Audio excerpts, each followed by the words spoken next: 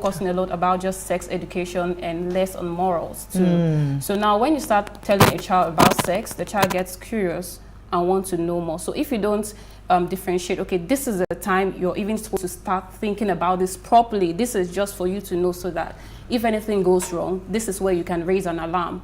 But aside this is when you should start thinking of, this is the age you should even start thinking of talking about boyfriends and everything. This is just for your general knowledge to know when it's going wrong.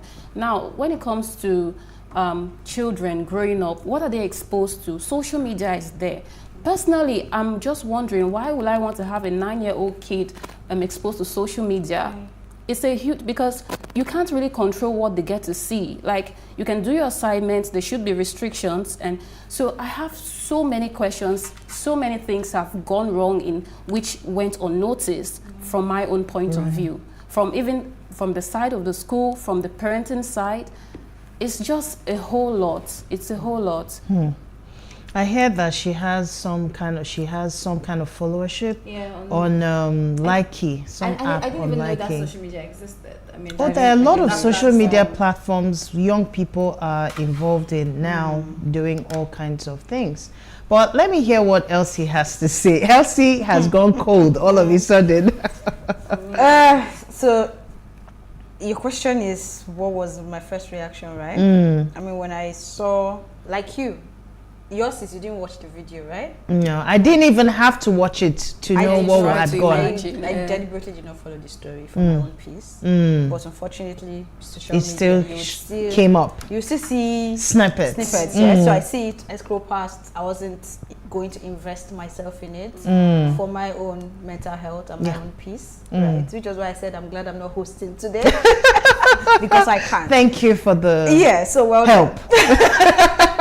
But just to touch on what she said regarding sex education, I think there was like a mix up there. When you say sex education, there are levels to it. When you're telling a 3-year-old, 4-year-old, it's totally different from an 8 to a teenager to an adult. So I don't think anybody's going to start telling a 10-year-old about reverse cowgirl or whatever I see.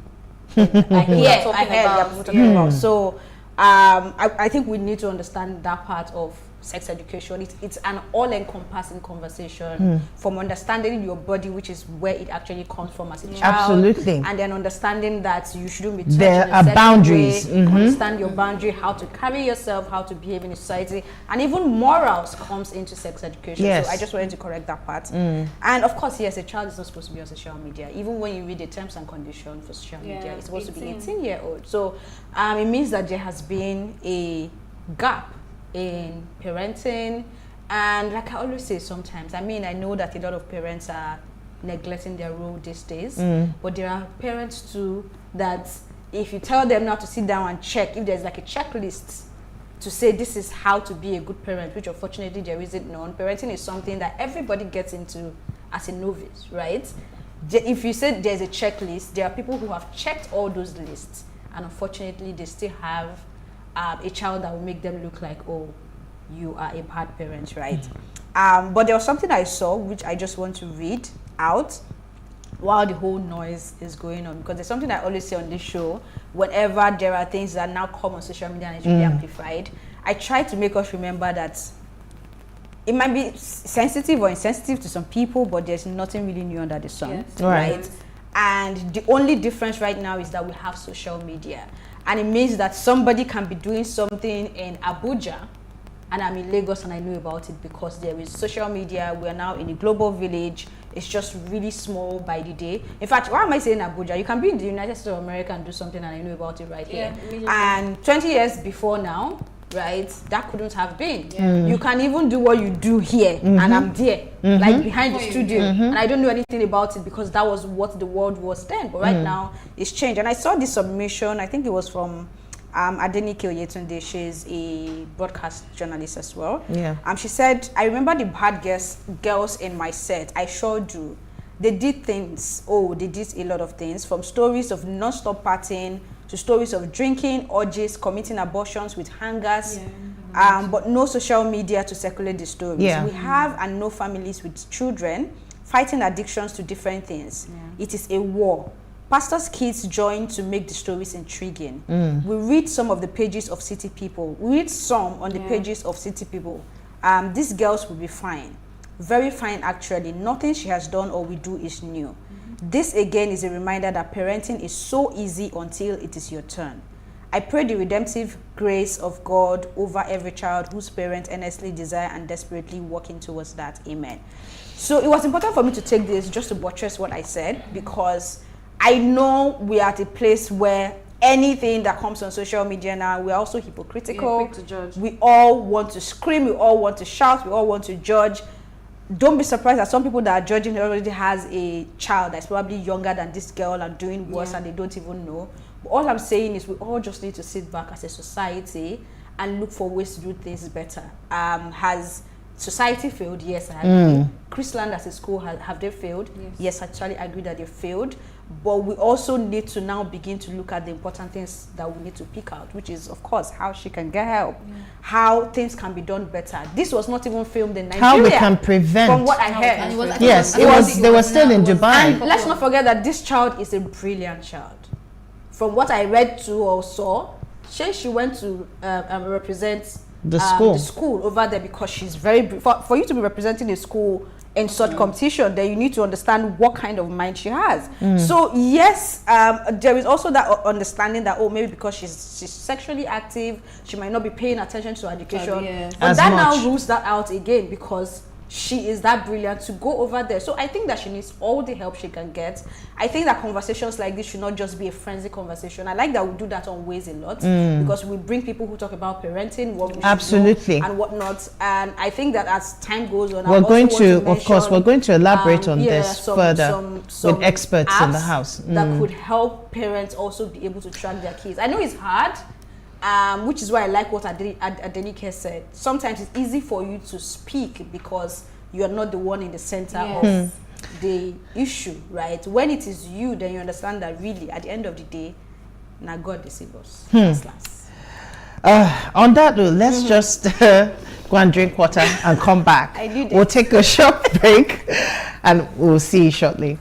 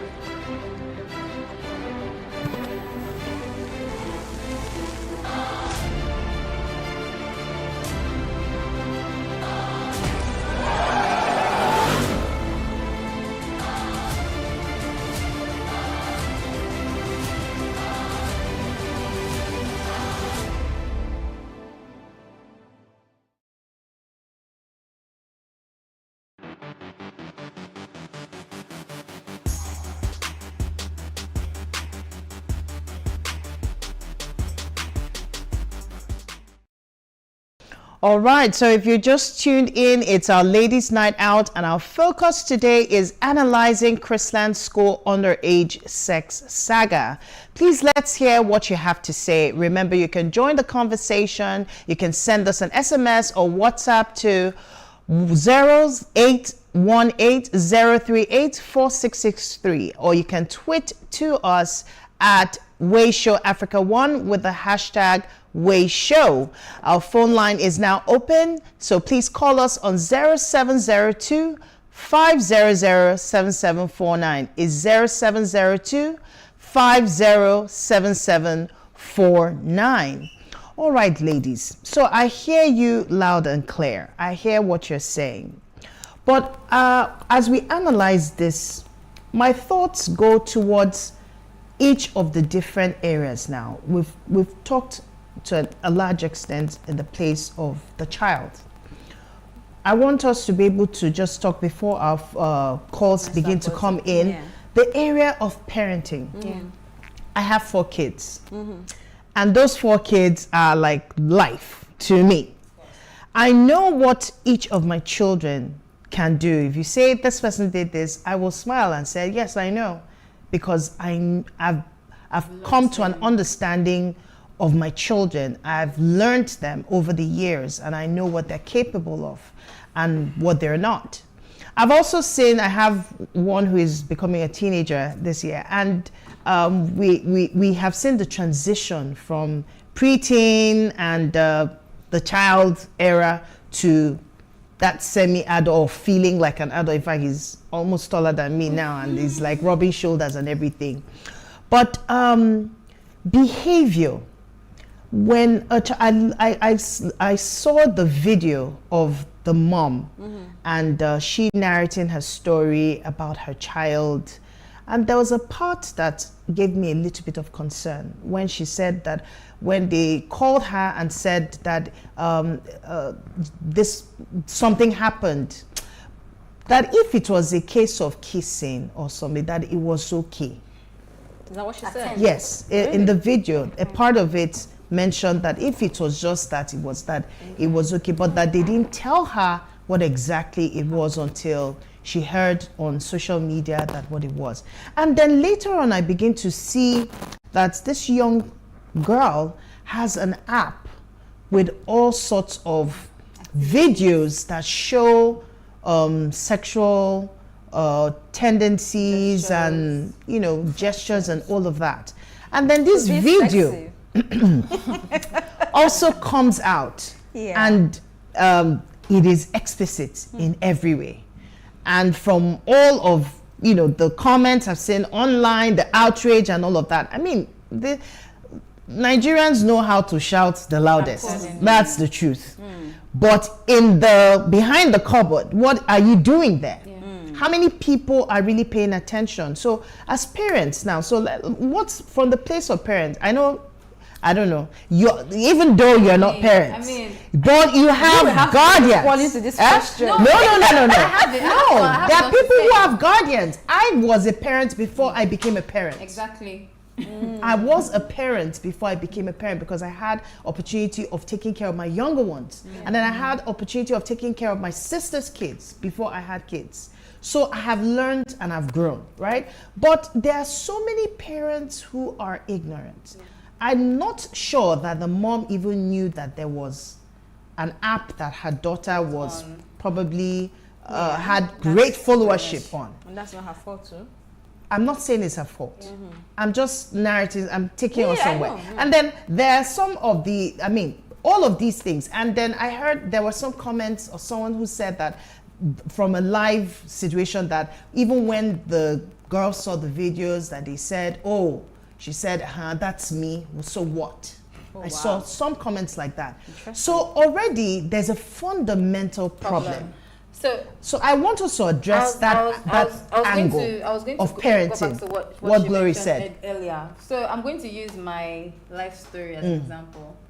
My mother was the military person in the house, while my father was the softer, the liberal endearing one. So if mommy is, everybody moves to daddy. So there's something that I actually got to realize growing up.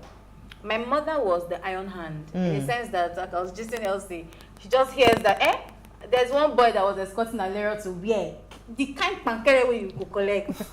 She would you would ask if you were adopted. That's what my mother, and what I was trying to is, I think everybody in our age had that conversation. Every parent should instill the value on the child, because as my mom was always, quick to throw something or, discipline me, my father would sit me down and say, baby girl, these things that you're looking for, you will get to a particular time, you'll be tired. And then he explained why. So that's why it comes with parenting, because as a parent, we are still trying to, let me not say I'm not a parent yet, but parents are still trying to discover and find out out a lot of their things. own self, how they will, make themselves feel better, or how they will become better people, right? Because nobody knows it all. Then imagine you as a parent, you have a child that you know that you're responsible for. The only thing you owe that child basically is for you to instill values and morals on that child as early as possible, because it is what you have taught the child at a very young age that he or she would grow up to learn.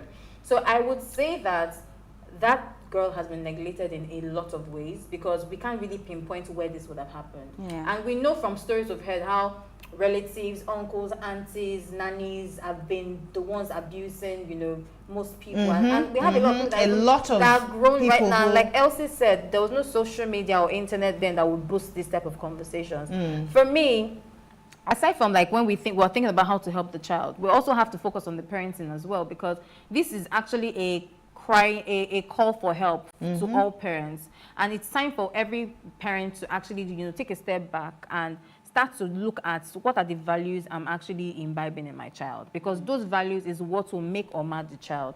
Imagine at the age of 10, this girl is going to be in therapy for a very long time. Of course. Because but with the comments everybody is saying that she doesn't see a problem with it, it means that as an A student who is going for competitions and winning, competitions for her class, she's feeling like, okay, I know I'm doing good in school. So what do you want to tell me? I mean, what is it? So it's the value that you have to teach this human being, that they will know that, okay, yes, I'm not supposed to be doing it.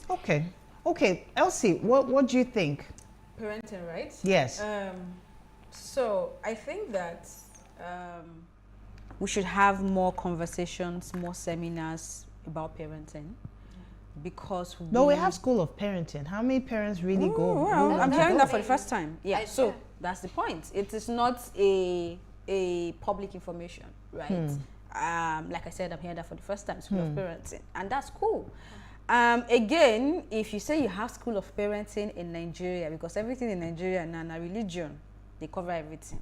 Is it really School of Parenting? Absolutely. Or is that a place where you dumb down on the parents to tell them your child must tie her head, your child must we have a School of Parenting. Okay. So good. It would be nice for you to maybe share that with people towards the end of the show, so that they can look out for that, because I think parenting is a skill that one has to be deliberate about. I also like the parts, I mean, we all had that experience, like you said, where our parents are really, really hard on us and making us, you begin to wonder. I had that moment where I was wondering, everybody thought they were adopted, right? Yes. But there are better ways to do things, right? And I think the times have changed. I mean, I hope that I have my own children, and one thing I would want to be able to have is friendship with them. Friendship that comes with strictness, but there's that friendship. Balance. There has to be a balance. My child has to be able to have conversations with me, right?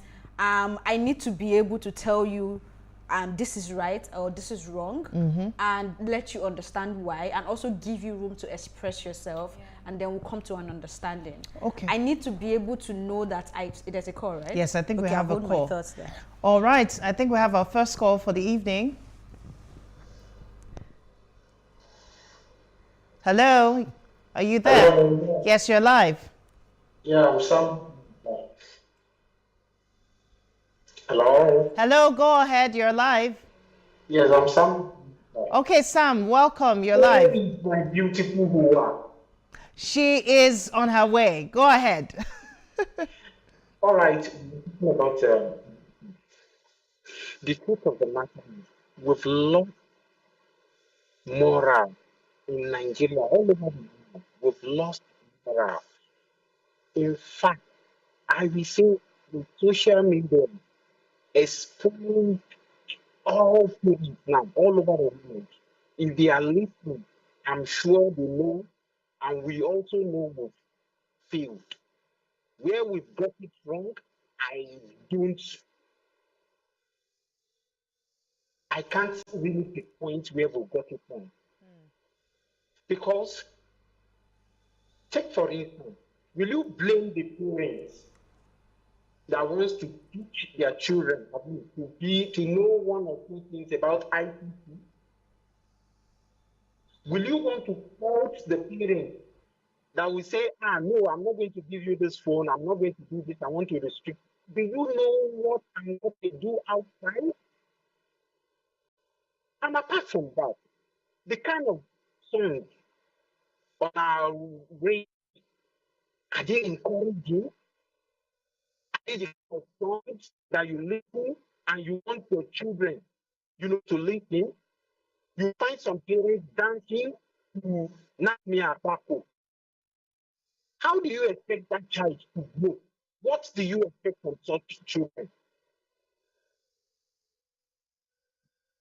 I want all of us to restrict, to take back ourselves, review what we are doing, and killing our society deliberately. Okay, I think we've lost Sam there, but thank you for your thoughts. Yeah. Yes. So, I mean, just to respond Elsie, to what yeah. saying, while we were growing up, we also listened to the man con they do Kirewawa. We did that as well. Yeah. But then let me just go back to my thoughts before I miss them. I think there has to be strictness and friendship at this stage. Balance. Because we also have a situation whereby we have like this generational gap where you have they call them digital natives, and then you are trying to catch up with them. And I have heard the argument of saying, oh, don't expose them to phone and all that, but is it really possible at this point, right? Elsie. And also understand that there are actually tools for you to be able to help these children to monitor the phones.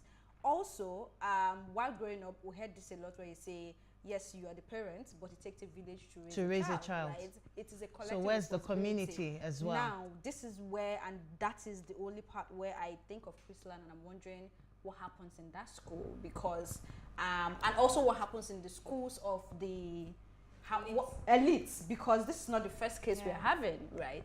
All right, we have another call. Yes, hello, you're live. Good evening. Good evening. Good evening. Yes. Where's Uwa now? Uwa will soon be back. Okay. Okay, that's Go fine. ahead. That's fine. Yes. Yeah, Youngest old man. I just want you to understand some things. These days, most of the parents are kind of too busy to look into the fundamentals of parenting. I really like that word that you said. I think the anchor there, that you've been a parent before you've been parenting before you became a parent or something like that. Pardon my English, but I really understand you in that word. I mean, that shoe too. I've been a parent because I became a parent, or whatever the English is, but just understand what I'm trying to say. Now, basically, most parents lose it in the middle of trying to please that child and meet up with the requirement of the society, forgetting that some of all these things are bigger than we thought. You see, let me tell you one thing about these phones that we are using. This phone is like having an AK-47 in terms of words. You understand? It can destroy. That is a time bomb. Anything that has to do with gadgets. So for you to give a child a gadget, you have to know how far that child takes his own mindset into concept. You have to study your child. There's one thing we used to speak in Hausa language, that one day meaning somebody that can hold up to his own standard and say no to no. You do test your children. You can even send outsider to give, and you see a child saying, I don't want. My mom said I should not collect. You see the other one collecting. You need to know a child that you release something for. And as a parent, if you cannot be in control of that thing, don't give it to your child. Forget about the schools. Everybody is busy now. A lot of things in the head. You're waiting for the school to come and help you train your Pekin. While you are busy going to Dubai and London and New York looking for money, you can't get two things at the same time. You have to, if you want to be a parent, you bring it out head on. Some of us, our parents are so strict to our children, we don't even allow them to get phone until they are 18 or 17. Those that their parents are buying iPhone, whatever, they change iPhone for them per year. They are oppressing our kids and making them look stupid. But I know what I'm doing. Any day I start having time that I can call my child and say, bring your phone, let me have your password. I want to go through your phone. You see that guy holding that phone with fear. But more parents don't have the time. You buy such a kind of gadget, a child will have over 1,000 apps in its phone, and that those apps are not even school related. Some parents don't even know how to even go around the phone. They don't even know what is Twitter. I asked somebody the other day, they were saying, somebody saying that you people are tweeting on WhatsApp, which is a parent that is saying that, which means you don't even know the difference from tweeting and WhatsApping. So the problem is the parents. It's the parents. I don't blame the school. Thank you, youngest old man. Or whatever. Thank you. Thank you so much, youngest old man. Wow, you had a lot to say this evening. But I hear him loud and clear. I mean, where do the parents become the example that the children also see is very important. And how are parents themselves updating themselves with the times. You cannot use 18th century methods to treat 21st century problems. And once a child is damaged, it's very difficult getting that child to come back to that state of innocence. It will take a whole lot of process. But I want to hear what Glory has to say in a few about parenting. I totally agree with the last caller. Like, he was just taking the words off my mouth. Why will you give a child a tool and you don't know how to monitor it? So that's really the basis of what I'm saying in terms of phones. Why would you give a child such a sophisticated phone and you don't know how to monitor it? I'm pretty sure it's supposed to be for learning purposes or just to get information. So why don't you check on the child's phone? So I still go back to the parenting aspect of it. Yes, we are not perfect. We are learning every day. But the child is really young. For children of that age, and what I've also heard and seen, these are things which this child has been doing this. And how come it's been this long before it's now out in the open? So there's a gap somewhere, a parenting gap somewhere. That's what I'm trying to say. I agree. There's a parenting gap somewhere. Okay, so very quickly, I also want us to pull in the society. Very quickly, solution is always an solution. So let me just give one quick one. Yeah. So somebody posted this. Moskeda, I don't know how to pronounce her handle, but she said something about Google Family Link. She said, parents, use the Google Family Link app on your children's phone. Google Family Link. You can block all apps, even text messaging. They can't install any app without your knowledge. You can even schedule to shut down their phone at any time. It's easy to set up. It requires you opening a Gmail account for them. From there, you can sync your phone with theirs. So, I'm sure this is not the only tool. My husband did it for first of all, nobody owns a phone in my house. All phones are open. Anybody can use it at any time. And then there's the family link. So everybody's phone is linked.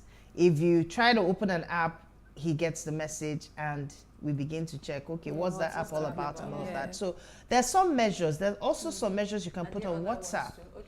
And I remember the time when my son had some conversations with some people. He had some WhatsApp groups he was involved in. And I went through, just did a random check. And I saw some messages. And I said, Annie, from this WhatsApp group, it's obvious that the conversations here are not really, I mean, it's not like anything, but really, these people, first of all, the language that they're using, they don't even use clear English, BRB, this and that.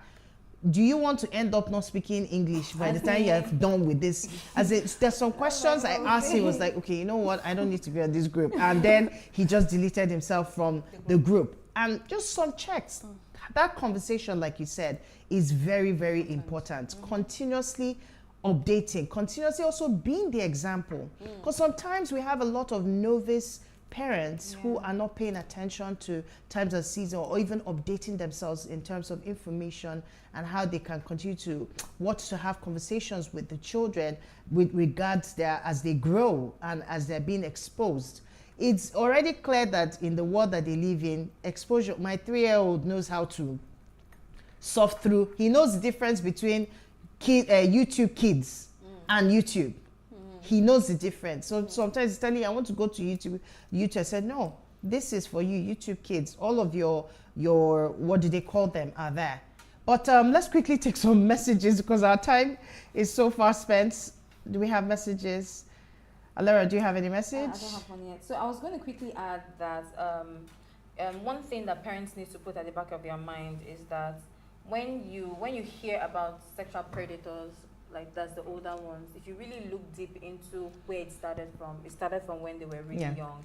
Okay. So if you don't, curtail your children at the early stage in life, I mean, you're going to cause a social menace at the end of the day in years to come, because it's a ripple effect. Okay. So I have a comment here. Good evening, my dear beautiful sisters of What Are You Saying Ways. Concerning the closure of the Chrisland school, I am in total support wholeheartedly. Due process has to be followed and it has to be done properly. So many things happen today in Nigeria which should not happen at all. We have poor parenting in Nigeria and we need to organize a seminar or have good schools where proper parenting is addressed. According to what Sister Elsie said, according to what Sister Elsie said, also there are things that teenagers should not learn at this age. They should wait until they are mature before learning about these things. If not, they will be corrupt. Parenting is very important when raising a child. Sister Lera and Sister Elsie, you are welcome. We miss you. Thank you so much, Daniel. Daniel. Thank you. That's very core, because parenting, if you are not, if you're a parent and you're not paying attention, then a lot of things can go under. A lot of things can go wrong. Very important. Yes, Elsie. A message here but no name says, good evening, ladies. This is indeed a disturbing but very necessary topic concerning children. My heart goes out to the little girl in this horrible situation. But let us also remember that the young boys involved also need help and counseling. Absolutely. There is no perfect parent, but we as parents also have to be very alert and observant concerning our children. Thank you. No name, but thank you very much. I like bringing the boy conversation into this because yes, absolutely, they need help. I think the reason why they're not talking about the boys is because it's what it is. We always focus on the girls. I mean, the world. That's how the world is. Really. That was one of the first things I even observed. I said, so where are the boys that were also involved in this? Because they too need help. Of course, they have been exposed, and only God knows what they've been through before this exposed them. This is a very important memory that will not go anywhere. Yeah, okay. So I have this comment from Raphael, and it says, every young child is full of energy and restless, but there's need to direct such energy or channel it towards positive and productive venture. There is time for everything in life, and we must instill good values in our children. The parents in question now are learning the rudiments of parenting in a very hard way. Very hard. Well, Raphael, it's really not easy to be a parent, but if you find yourself in a place where you have to parent, then you must get up to the challenge. You must equip yourself with the tools, with everything that, and then you must be the example that that child needs to see. This thing you're saying is really important, because you know how so there's, I don't know if you know Robert Greene. He's an author that writes about health, mental health, and all of these things. Robert Greene says something like, we go to school to learn mathematics, we go to school to learn English. Why but don't there's we no go school to of school parenting. to learn? Yes, we don't make it. We should normalize it, because nobody teaches you how to be a parent. You have to actively put that effort into learning and into becoming a better person, because you're bringing children into this world. So absolutely. And on that note, we will be ending the conversation today.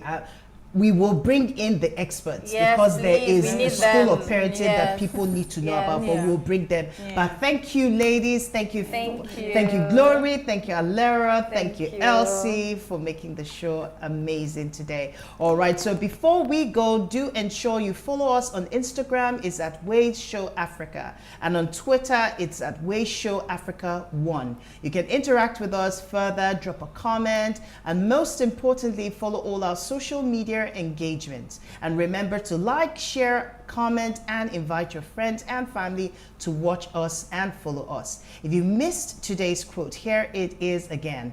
If a child grows up in an environment infested with predators, he or she would have a hard time building healthy relationships in society their whole life. All right, so we'll see you tomorrow at 8 p.m. as we bring another great conversation to your screen. Bye for now. Bye. Bye.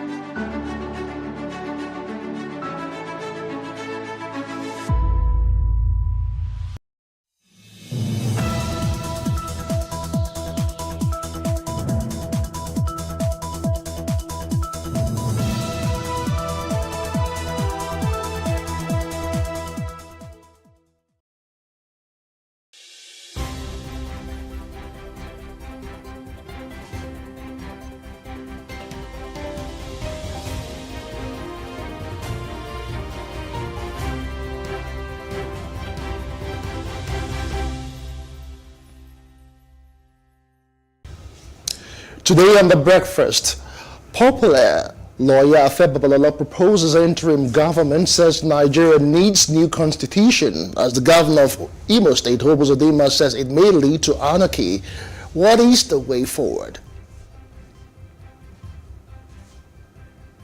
Spare the rod and spoil the child. Who does it better? The silent generation or baby boomers? We seek answers on the best way to bring up a child on The Breakfast. And we will be reviewing all the major stories making headlines across national dailies with an analyst.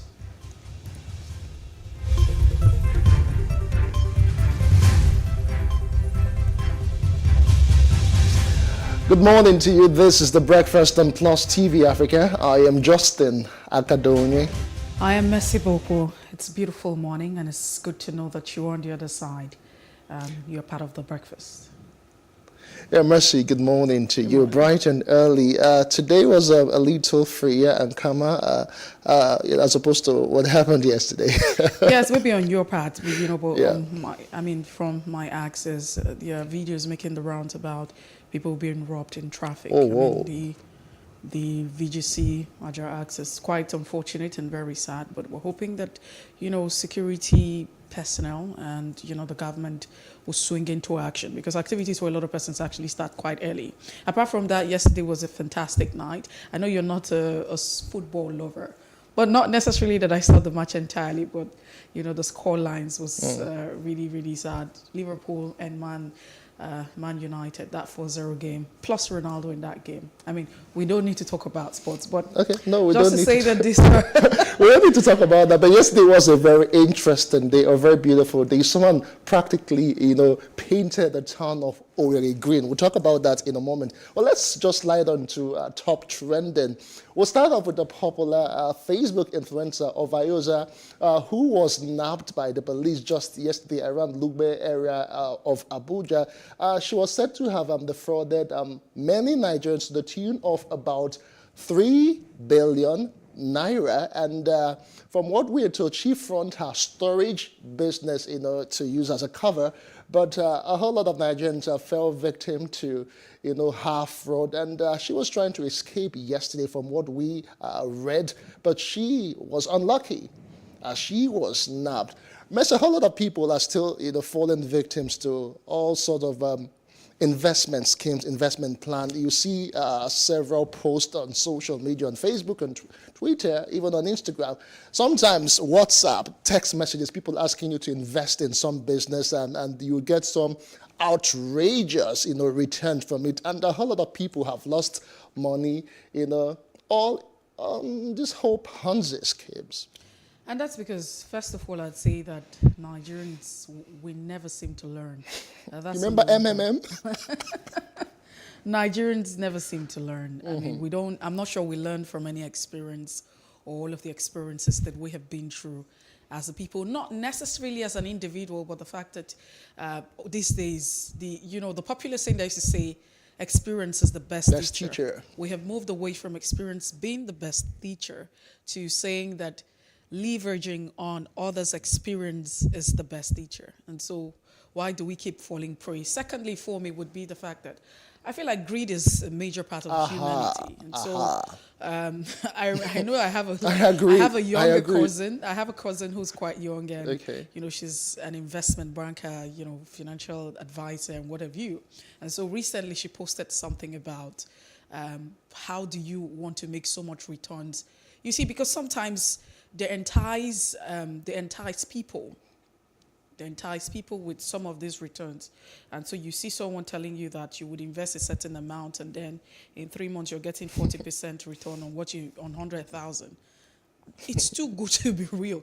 And we also need to understand that because it's greed. Signs. At the end of the day, you begin to ask yourself, are you not a thief?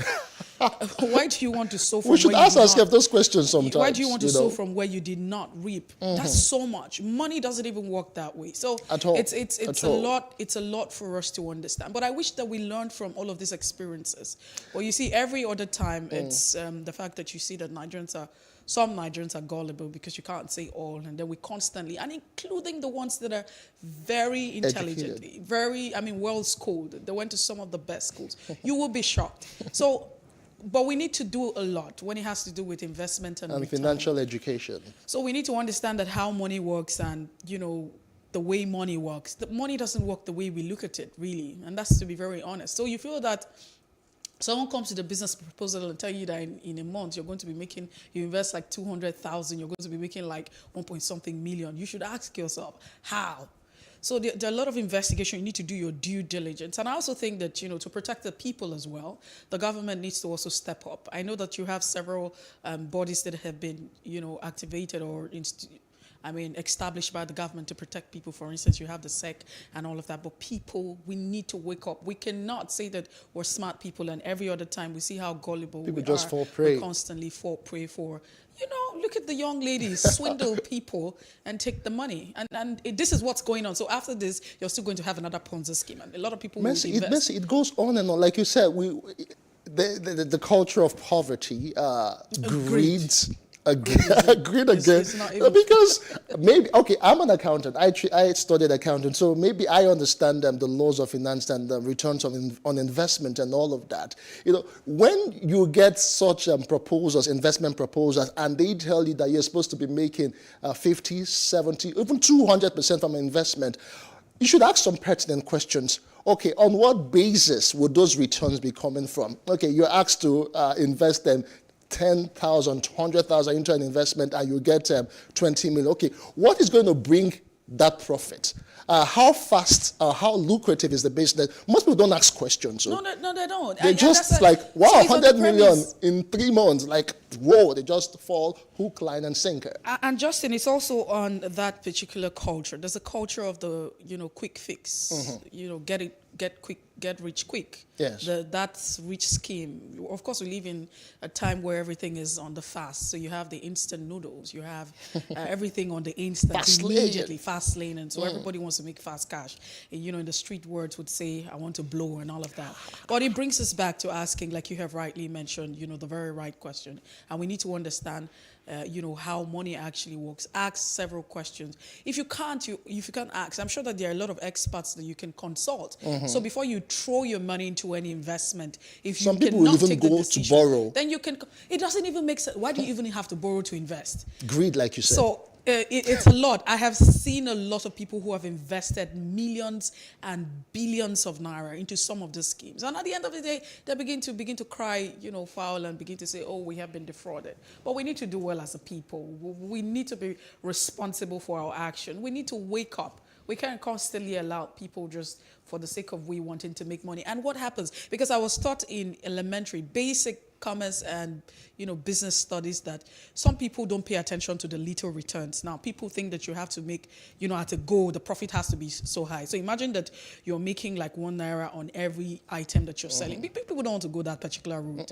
So you have a cup. So let's say you're selling this mug in front of us now, and then probably the profit might just be 5 naira. So imagine that you sell, the more you sell, how much 5 naira would you be getting? But people don't want that. So somebody wants an investment where you're throwing this whatever amount you invested in the mug, and then you have to sell, then you're making like 20,000 already, 50,000, and that's a lot. So we need to just take it easy. I feel so sorry for those who have been swindled. Yes, we also have to talk about she is Facebook, this issue of influencing and influencers. A whole lot of people, follow her. They believe that she's like a role model, that she's young, she's made so much for herself. And most of the times, if you do our investigation, we'll find out that these so-called influencers, most of them are criminals. Most of them, they're not exactly who they portray themselves to be.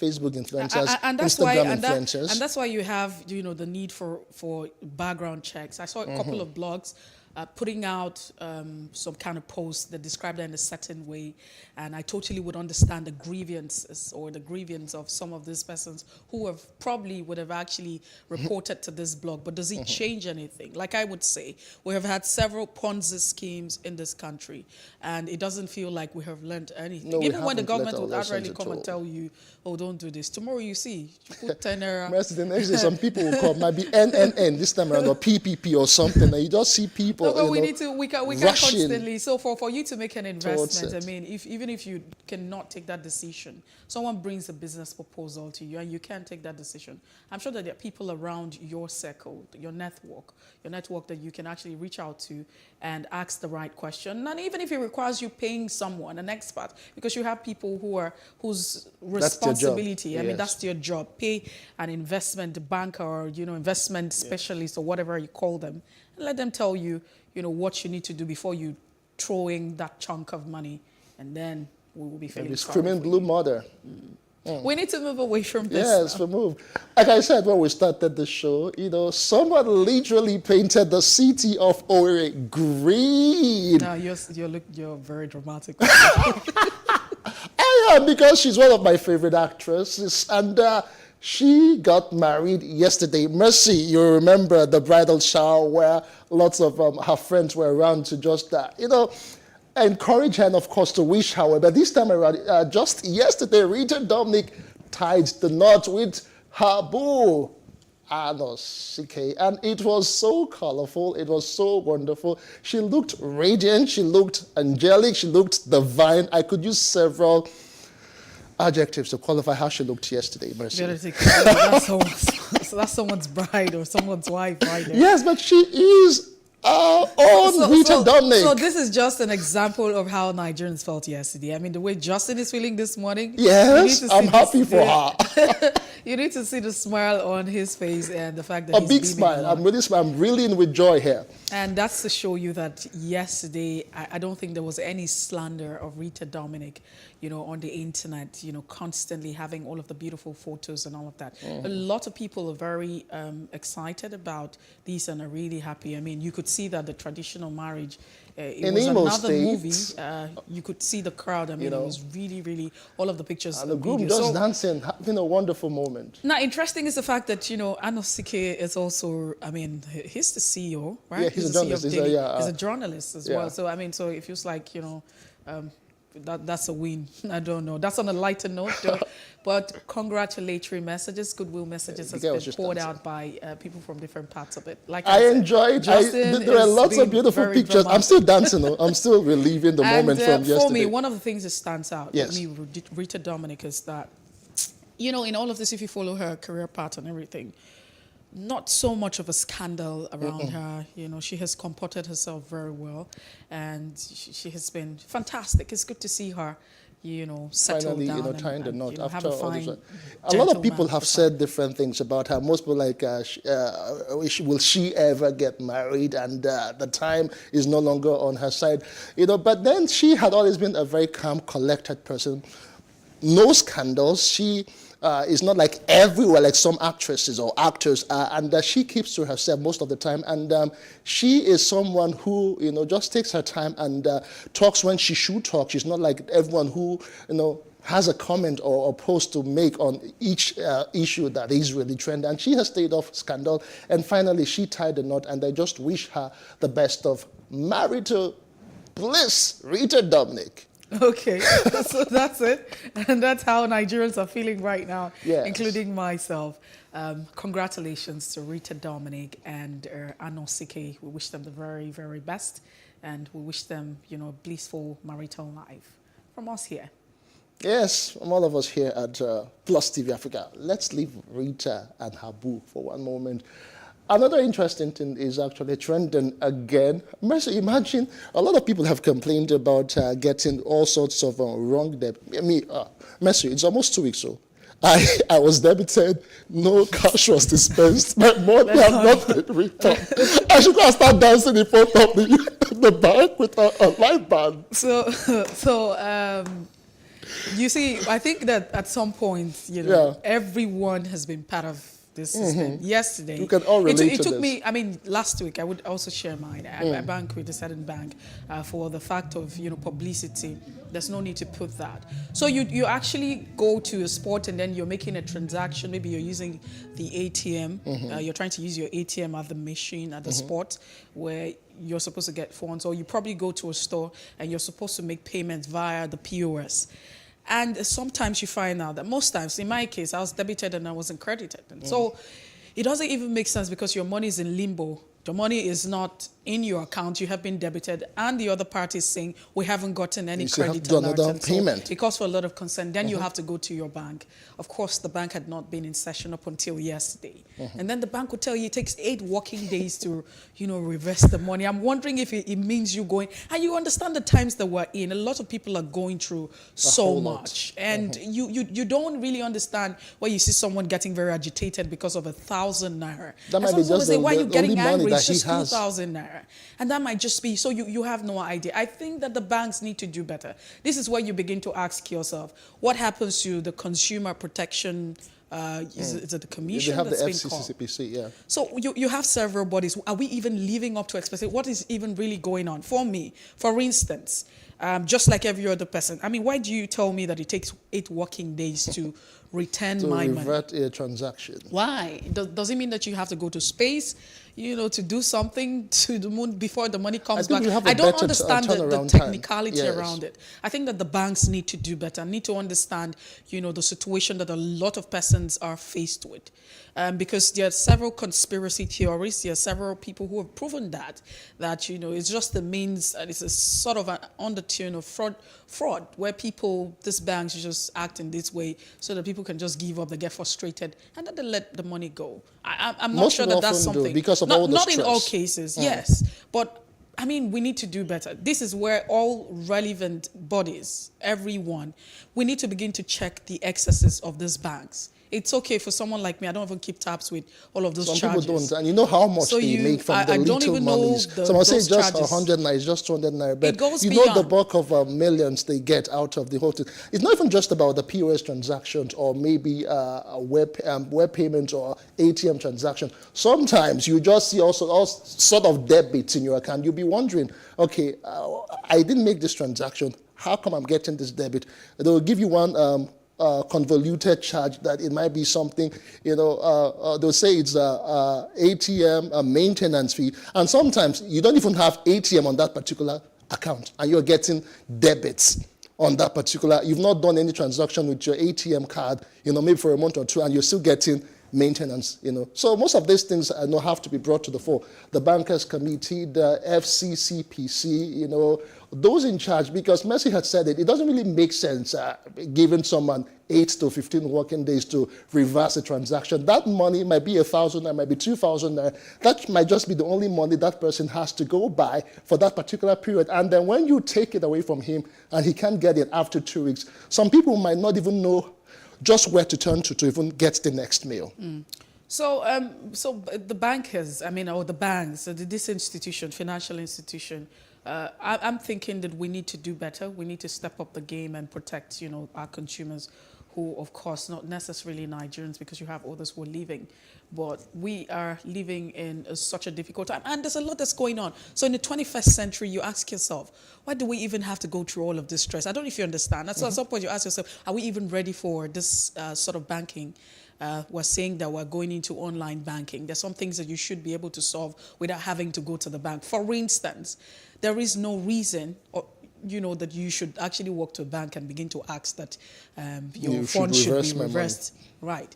There should be, a way that it can be solved for real, honestly, without people having to interface with the bank. We live in a time where we're supposed to be, developing and moving and finding ways to solve problems using technology and easing the stress of the people, making it very easy for banking. So one would talk about smooth banking, but that's not the case here. So it's really, stressful. I know that for some people, they can't really take it. And so sometimes you walk into a banking hall, you see someone acting very rascal, or somebody acting out of, the normal way they should behave, and you're wondering why is this person acting this way. There's a lot of frustration, bitterness, and anger, and that's because, times are quite difficult and hard for a lot of people. Difficult. And people are grown in on economic to survive. So the banks would rather do better than, causing more troubles for those customers. And that's what it would be. But we're also asking that please government should not throw their arms, fold their arms and watch the people suffer, intervene and check the excesses of these banks and the activities. Yes, so I'm not trying to hold or take the brief for the guy who went about the live band in front of that particular band. He must be your brother. He was letting them have it really, because He just couldn't stand it anymore. But then Mercy has said there's a whole lot of, new things we could do with this particular, technology and all of that. For instance, it used to take like 3-4 days, to clear a check, but now you can do that after a day or so. Let's also try to do this with our turnaround maintenance or financial transaction in the bank. If I have a debit that was wrongfully made on my account, ordinarily within the day, within 30 minutes or thereabout, I should have my money reversed. Even if maybe some issue with NIBS or a NIBS downtime, I should get a reversal at least the next day, not to tell me 8 days, or sometimes they'll tell you 8 working days or Mercy, that's like 2 weeks. So don't calculate Monday to Saturday or Monday. Mercy, Monday to Friday, that's 5 days. You have to wait again for the next week before you now get settlement. It is really not what we should be talking about. So banks, NIBS, FCC, PC, Bankers Committee, do something about these little infractions we have in our financial system.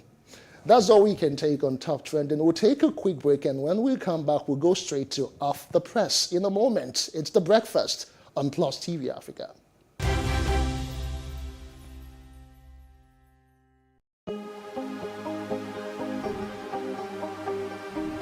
Seize it for upcoming artists to blow in Nigeria.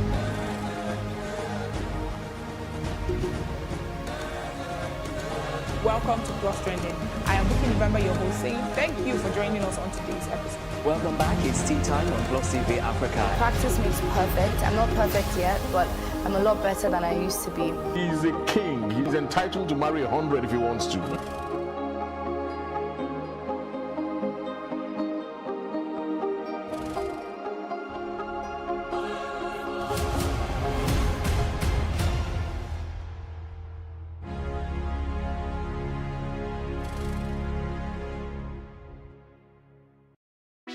Hey, what's up, guys? You're welcome to another edition of Plus Event, and I remain your host, Ifeoluwa Oshukeye. Your absence isn't an excuse anymore, as Plus Event is all you need, as we bring you the glitz, the glamour, and loads of fun. Oh, definitely, right? No question. He's a living legend.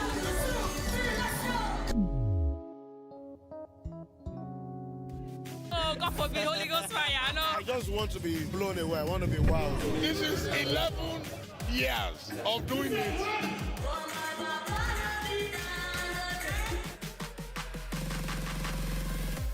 I'm surrounded by so much positivity. No, it's okay. Yo, what's up, my people? It's your boy Starboy Terry.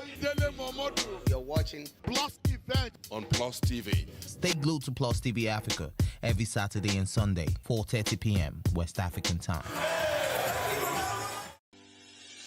Increase the reach of your events or business services. To advertise on Plus TV Africa, please call 0906 000 5719 or 0909 040 8408, or send an email to marketing@plusttvafrica.com. Plus TV Africa. Big stories live here. In raising our kids, parents should stop playing God. The internet is actually using the people. But when you are looking for money to help other people, then it becomes easy. Don't rush into marriage. I always say this. You rush in, you rush out. Family is the bedrock of every society and the essence of life. On Today with John and Helen, we dig deep into family values in every sense of the word. Join us every Saturday at 9:15 a.m. on Plus TV Africa, DSTV channel 408. With you, we play a part in strengthening the values passed from generation to generation.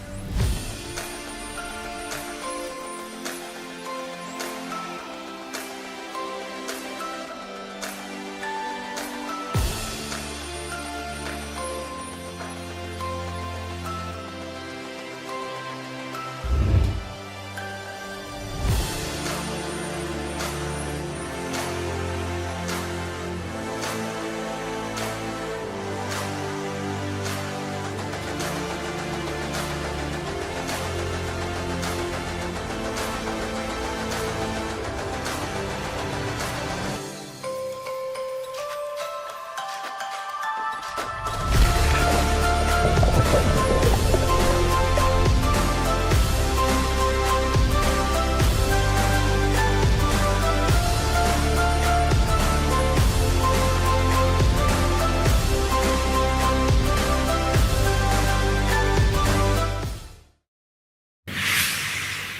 So what are the top decisions that the United States considers necessary that Nigeria must take? I like to think of my interactions as conversations, not interviews. And that's why I say asking questions is both an art and a science. Everyone says in Islam you are allowed to have 4 wives. Is it mandatory? The right question enables answers that educate, inform, clarify, and help you, the viewer, to better understand the issue before making up your mind. Our goal is to reduce from 10 to 2 days the time it takes to register businesses in Nigeria. Join me every week on this station, PlusTvAfrica, and gain exclusive access to my conversations. I'm Angela Ajetumobi.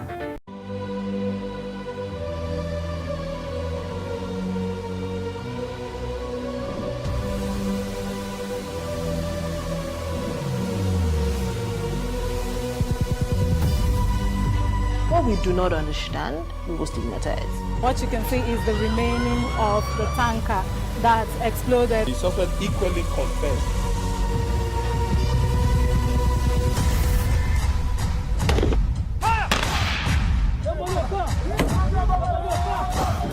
A 500 naira they collect them. If you no talk, they go beat you. Now 2,500 when they pay.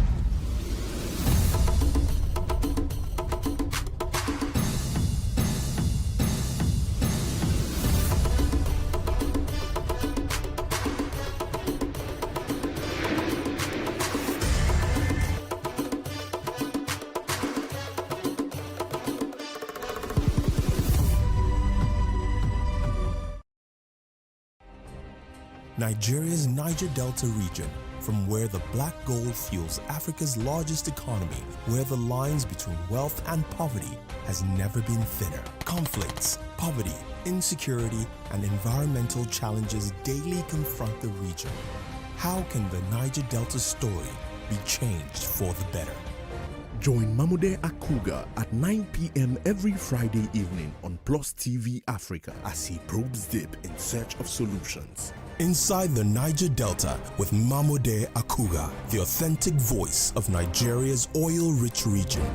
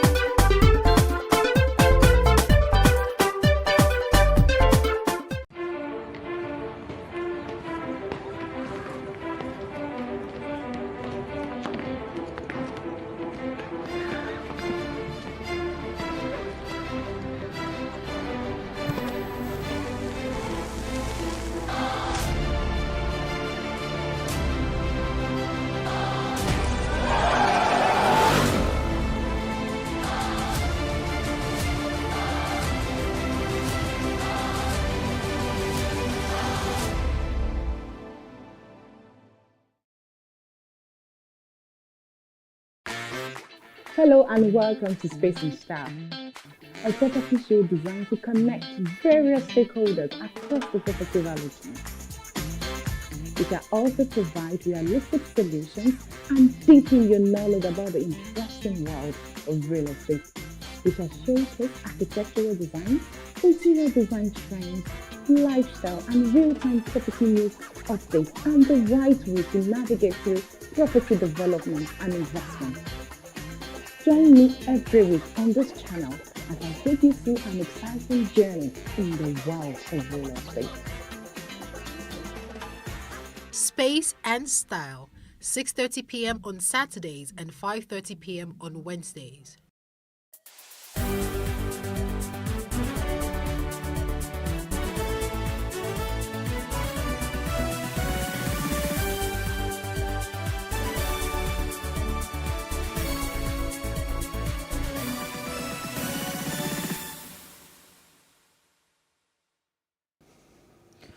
Welcome back to The Breakfast. Time for the press. We have Tunde Kolawole and James Ibor, legal practitioners, joining the conversation this morning via phone. It's good to have you join us, gentlemen. Thanks for having me. Well, thank you. All right, then. Let's take a look at the Leadership newspaper this morning. Quickly, the bold caption for the Leadership talks about cancer patients. It says, cancer patients stranded for months at National Hospital over faulty machine. Underneath, management claims ignorance of failure of $3 million CTM machine since January. Equipment serves Abuja and Northern region. CSOs raise concern, wants health spending probed. These are the riders underneath the bold caption. Away from that, Wike to PDP National Working Committee, I helped you emerge, now pay me back. Zoning consensus, others stop agenda as APC NEC meets today. We won't allow any one group destabilize Nigeria. That's what the president is quoted to say. And just before we move away from the Leadership, IMF reviews Nigeria's growth forecast from 2.7% to 3.4%. 20 burnt alive in Bauchi auto crash and 2 die as the NAF aircraft crashes in Kaduna. Bandits kill 3. These are the headlines on the Leadership. Then to the Nation newspaper, the main caption for this morning, battle for PDP ticket hearts up as nomination closes today. Tambo submits form, says, I will unite Nigerians. Governor Wike failed me or we lose. Obi meets delegate, we will be fair to all. IU assures. People's gang sex in Dubai. Police invite parties. APC primaries.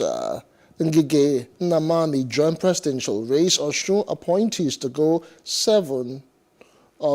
Seven resign in Kano. NEC OK guidelines. Lecturer dies 1 week after release by kidnappers. 2 pilots killed in Air Force trainer jet crash. Tinubu raises smear campaign alert. Buhari, we won't allow anybody to destabilize Nigeria. Those are the main stories we can find on the Nation newspaper. All right, away from the Nation, the Punch. Let's take a quick look at the Punch newspaper this morning. Electoral Act, Presidency, OSGF disagree over Buhari's minister's refusal to resign. You also have, like Amechi Ngige declares for presidency, refused to leave office. Gandu J. Oyetola, OK resignation of appointees contesting for 2023 polls. Marafa faction wants APC against representing Zamfara 20 or repeating Zamfara 2019 mistakes.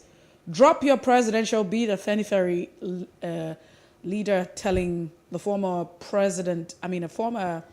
governor of Lagos State, Bola Tinubu, and also the vice president, Professor Yemi Osibajo. Another NAF jet crashes in Kaduna, 2 Fiat killed. I won't allow anyone destabilize Nigeria, Buhari tells governors and service chiefs. And we just quickly look at this. Despite CBN clampdown, Nigeria traded 316 billion naira Bitcoin in 2021. And Chrisland Sexual Act, school parents, pupils meet pleas today. 4 children, 16 passengers die as speeding Bauchi vehicles explode. Now we'll just take one or two before we move away from the Punch. 10 bankers lent customers 2.9 trillion naira in 12 months. This is according to report.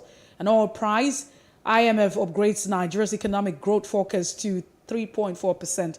The big question everyone would always ask is, how does this translate into the standard of living of Nigerians?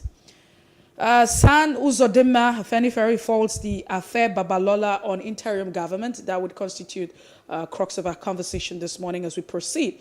You also have Buhari spokesman inefficient, and what else do you have here? Poor writer, says Matthew Coker. These are the headlines on the Punch. And finally, we go to the Daily Independent newspaper.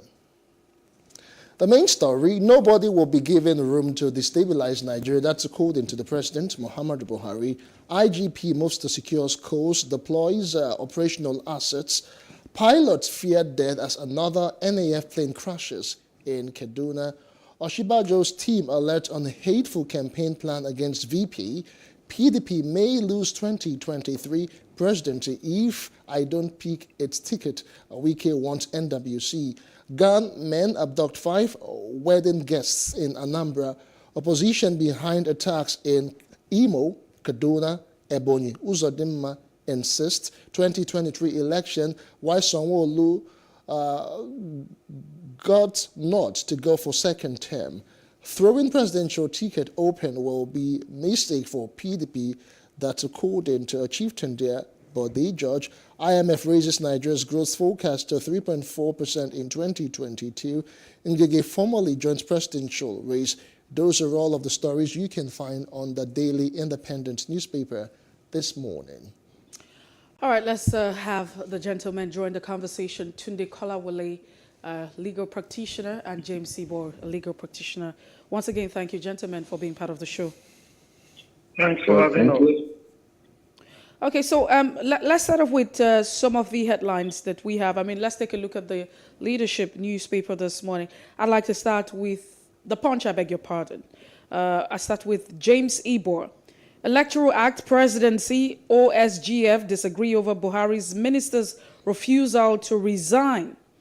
And this might just be a little bit of an issue here. Underneath, you have Gandhi J, Oyetola, others, resignation of appointees contesting for 2023 posts. Now, some people are saying those who have been elected, I mean, it's a different thing. Those who were elected into office should not resign. And others are saying it should just be the consent of those who are appointees of government. But what do you think that should be? Well, yes, as for me, no matter how bad the law is, no matter how unpalatable a law is law until it is repealed. All political appointees have to abide by that section 8482 of the Electoral Act when it is repealed. When you look at it critically, it may not be too good that a section of the political class should insist or should find a way or should make a law to circumscribe, to put impediment, a barrier in front of co-political participants in participating effectively in electoral activities. But the law has been made and has been made, that will be obeyed. Let's also share the thoughts of James Seaborg on this particular one, Tunde Kolawole. Please, there is this very important point I want to make, and I will do it very briefly. My suspicion is that the people in the National Assembly may have made that law believing or based on the experience that political appointees usually use public resources, government resources, to power to finance their participation in politics when they continue to remain in office without resigning and those political activities take place.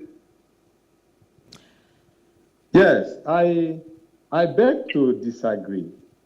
Hello, can you hear me? Yeah, we can hear you. Yes, the Electoral Act, beautiful document. In fact, I like the way the Section 84 was couched. But is that the law today? Remember, the judiciary has the power of judicial review, and as far as that section is concerned, it's been reviewed by the High Court, and the matter is currently on appeal. So it will be, I think it will not be proper to say that the law is that they should resign. The law had changed by virtue of the judgment in Abia State High Court. What matters then is what will the Court of Appeal say? And whatever Court of Appeal says now becomes the law. As it stands now, we have a law that says they have to resign, and the judiciary has now said, look, that should not be the law. It's been reviewed. So the question is, what is the law today? I think if my appreciation of the law is correct, is that the law is status quo. It means that section has been removed by law. It has been removed because the court has said so. The court actually made an order striking it out. So that is no longer the law. And until the Court of Appeal decides otherwise, there will be no need for any political appointee resigning as a matter of law, because it's no longer the law, because there's a pronouncement of a High Court. And until that pronouncement is set aside, the position is that they shouldn't resign because it has been struck out. All right, let's stay on the Punch newspaper. There's a whole lot going on concerning the presidential, interest of the VP and, of course, the former governor of Lagos State. They are still in the news. But the Punch captures it this way: drop your presidential bid, a Afenifere leader tells Tinubu Osinbajo. This is coming in the wake of alleged, campaign smear that we have been told, is going on right now. So let me get to you now, Barrister Tunde Kolawole. What's your opinion concerning the position of the Afenifere leader asking, the VP and the former Lagos State governor to drop their presidential, bids? Well, the Afenifere people are entitled to their opinion, like any other Nigerian. I share their concern. They want stability in this country. They want inclusiveness. They want all sections of the country to feel that they really belong to this country. And they are never shut out of any opportunity that is available to other tribes, gender, or what have you. But again, you must remember my own position, which is that I don't care where the presidencies come from. It is our best and the best people, the best brains, those who can take us out of this quagmire that we have found ourselves as a nation, shall be allowed to manage our affairs. I am looking at people like Montagu, I am looking at people like Shore, I am looking about, Adewumi, is it Akinwumi of APC? I am looking at somebody like the man in Jam, Isaac Oloyede. These are people who have demonstrated integrity and transparency. Furthermore, when tribes begin to say it is their turn to rule, you are kind of insulting, you are abusing and denigrating the other tribes. There are 350 tribes in Nigeria, and all of them are entitled to govern Nigeria, entitled to rule Nigeria. But the Igbos, the Yorubas, the Hausa, and the Fulani have appropriated Nigeria to themselves, as if Nigeria belongs to them. So when they talk about Nigeria, when they talk about leadership, they are only thinking about the Hausa, the Fulani, and the Yoruba people ruling, which I think it is wrong. It is a thing that we kind of rubbing salt in the injuries of the other tribe. There is no tribe that is bigger than the other, no matter the size of this tribe.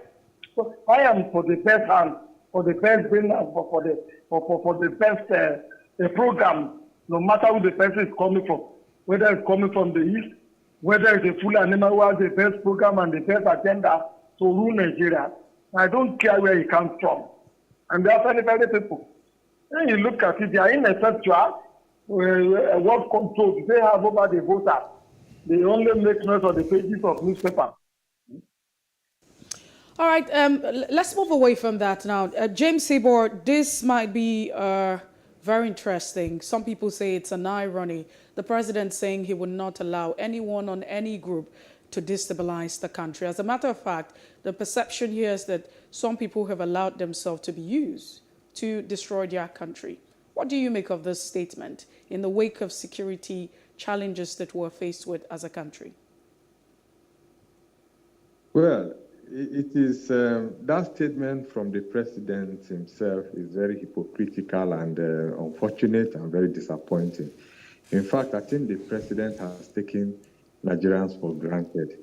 He's talking about he will not allow. He has allowed people to destabilize this country. The insecurity in this country, the lopsided appointments, the response to security issues really shows that the man has lost control. The president should, in fact, resign his position.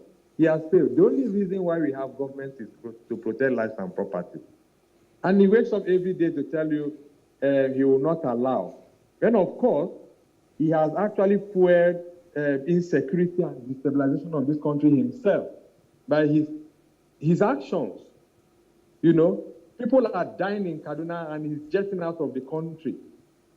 You talked about one of the newspaper headlines you read. I think it's from the National Leadership newspaper about the cancer, the National Hospital and the cancer machines being there. He doesn't care.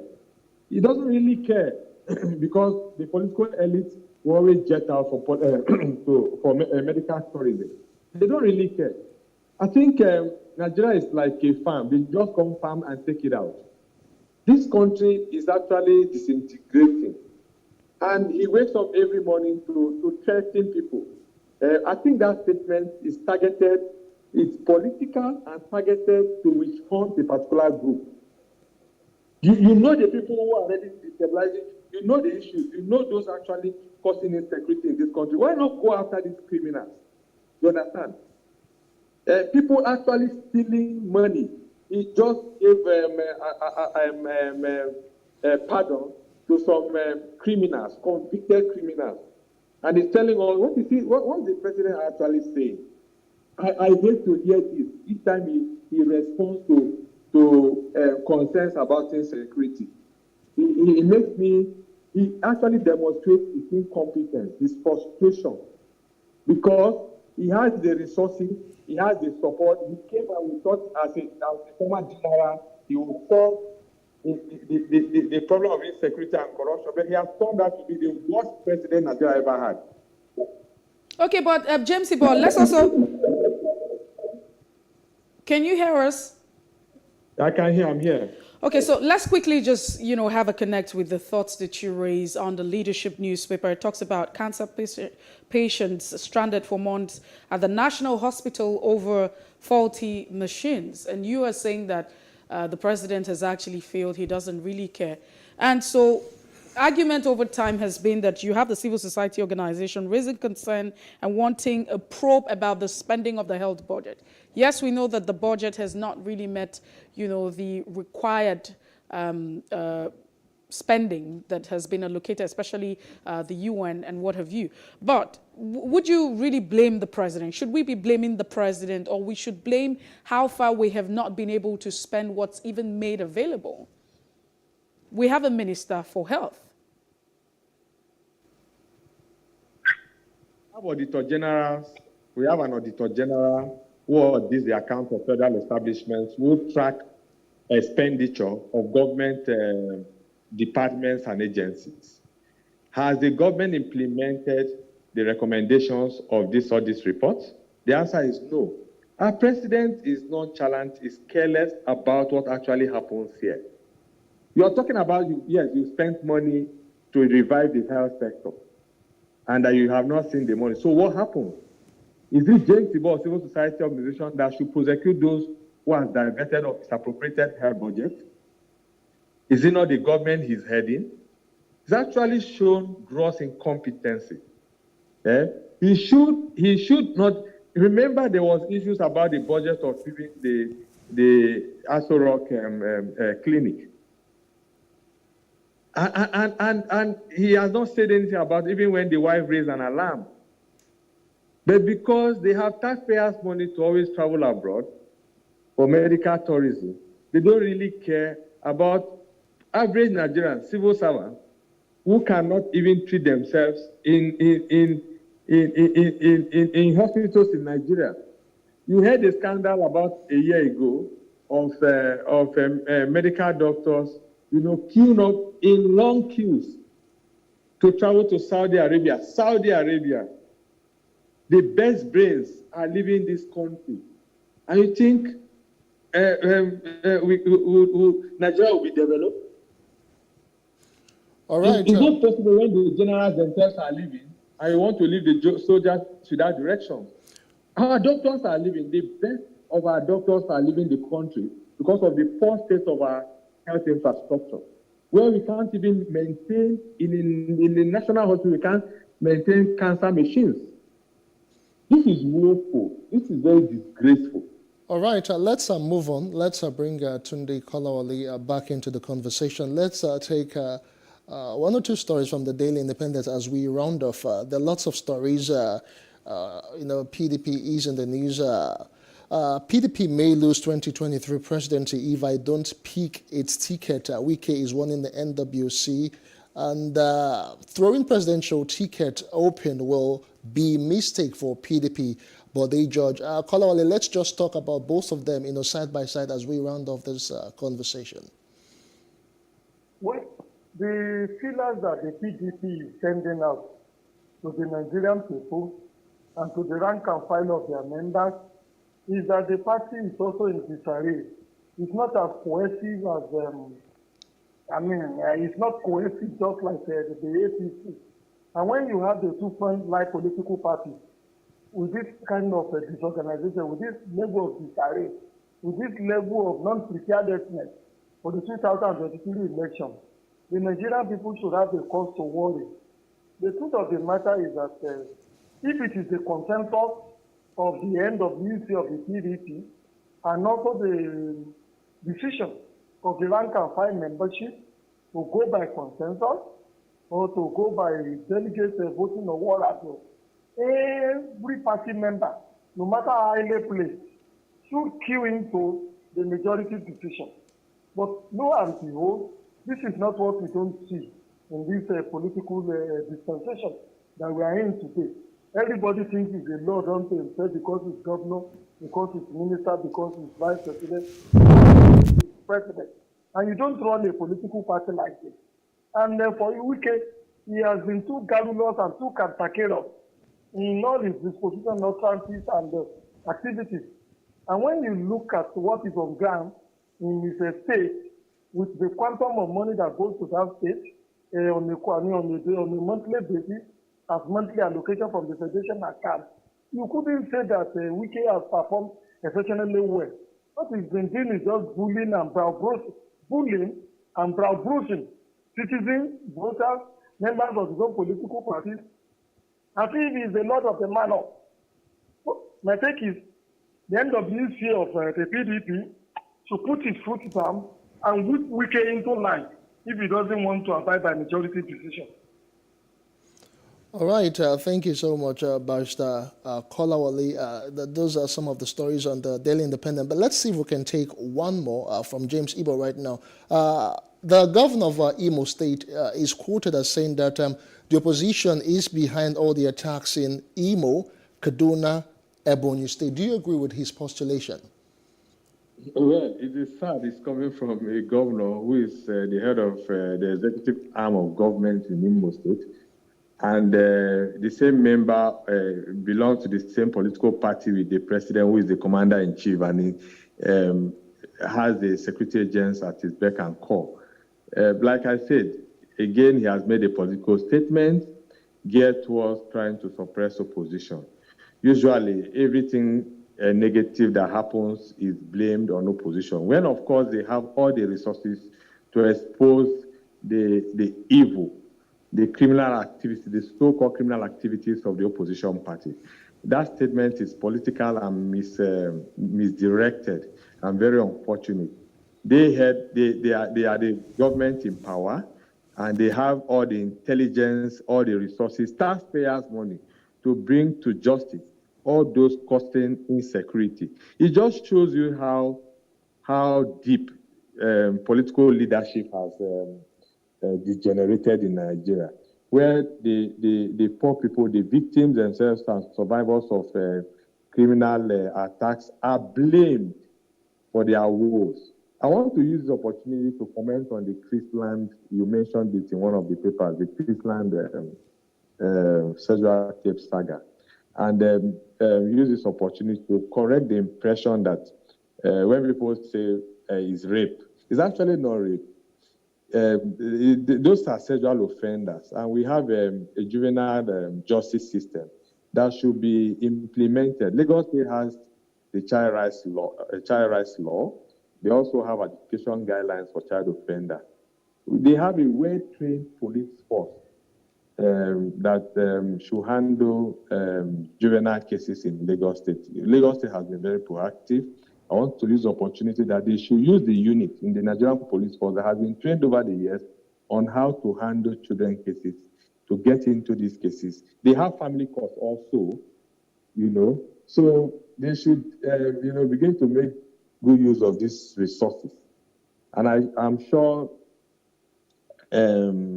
using the Ministry of Youth and Social Welfare Services to also regulate schools, because these cases, they have always been there. It's not new. It's just that social media has made it more prominent because it's easy to get to circulate information now. We just have to be deliberate about protecting children. Like John Locke would say, children are born a clean slate. It is the society that has made them. So society has to take responsibility to protecting these kids by ensuring that they are not exposed to certain content that will ruin their future. Well, James Sibo, thank you so much for being part of the show this morning. The newspaper review, to be precise. Thank you, Tunde Kolawole, a legal practitioner as well, for being part of the show. We appreciate your time, gentlemen. Thank you. All right, it's still the breakfast on Plus TV Africa. Away from the newspaper review that's off the press, let's go back this day in history. Today in History is up next on the show. Stay with us.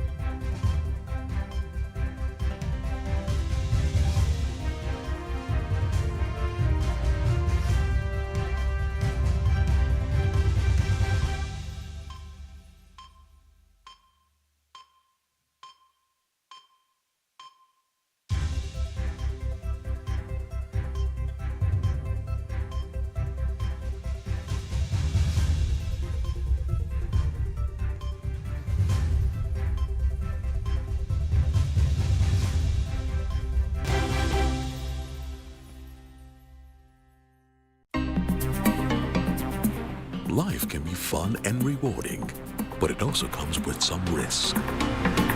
As in business, you win some, you lose some. And that's why you need to be wise in the choices you make. It's like placing a bet. Again, you need to be wise. Wise in choosing an innovative platform with the highest market options and highest odds ever. That's why Winners Golden Bet, the leader in online, in-shop, virtual, and live sports betting, gives you enhanced platforms that offer you the best chances of winning. For betting on live soccer matches, live dog races, and virtual games. Winners Golden Bet is your best bet. Instant payment of winnings guaranteed. Play online or in any of our numerous shops nearest to you. Hey guys, be wise. Play on Winners Golden Bet. Winners Golden Bet, the wise choice.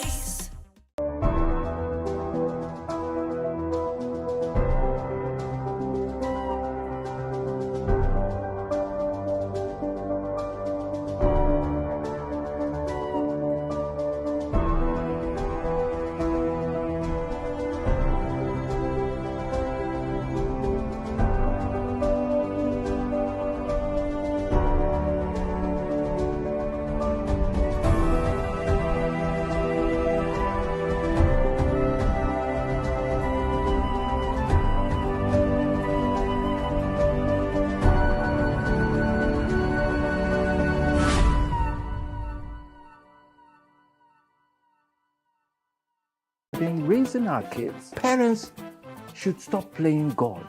The internet is actually using the people. But when you are looking for money to help other people, then it becomes easy.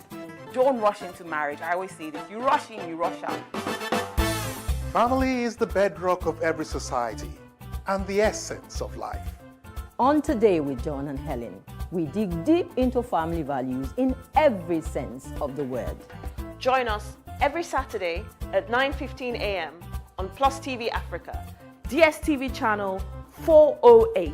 With you, we play a part in strengthening the values passed from generation to generation.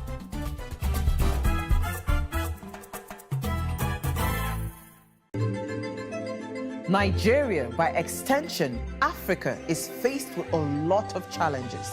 The growing youth population with little engagement, that is a ticking time bomb.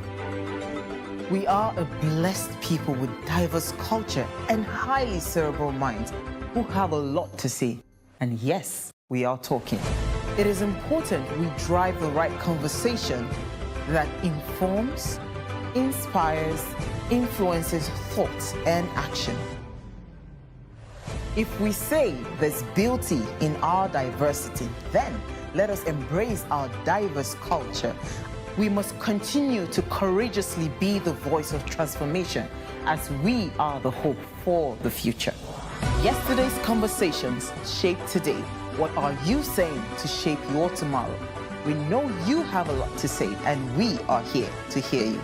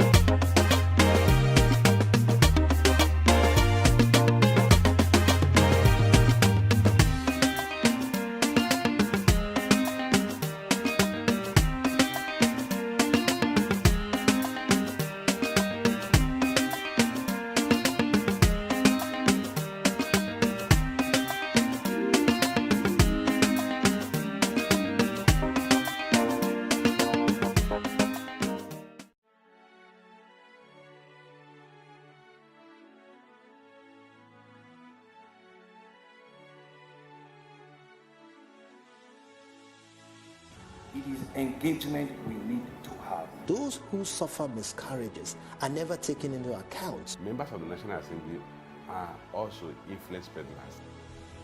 You are sitting on Nigerians' money. From the barbing, I pay my rent. On the barbing, I send my children to school. A consultative engagement. No any tangible notification before they ban us. It's one thing for people to be at your back at the heat of the moment, and another thing for them to still be with you when push comes to shove. I will do everything to take Lagos out of the national grid.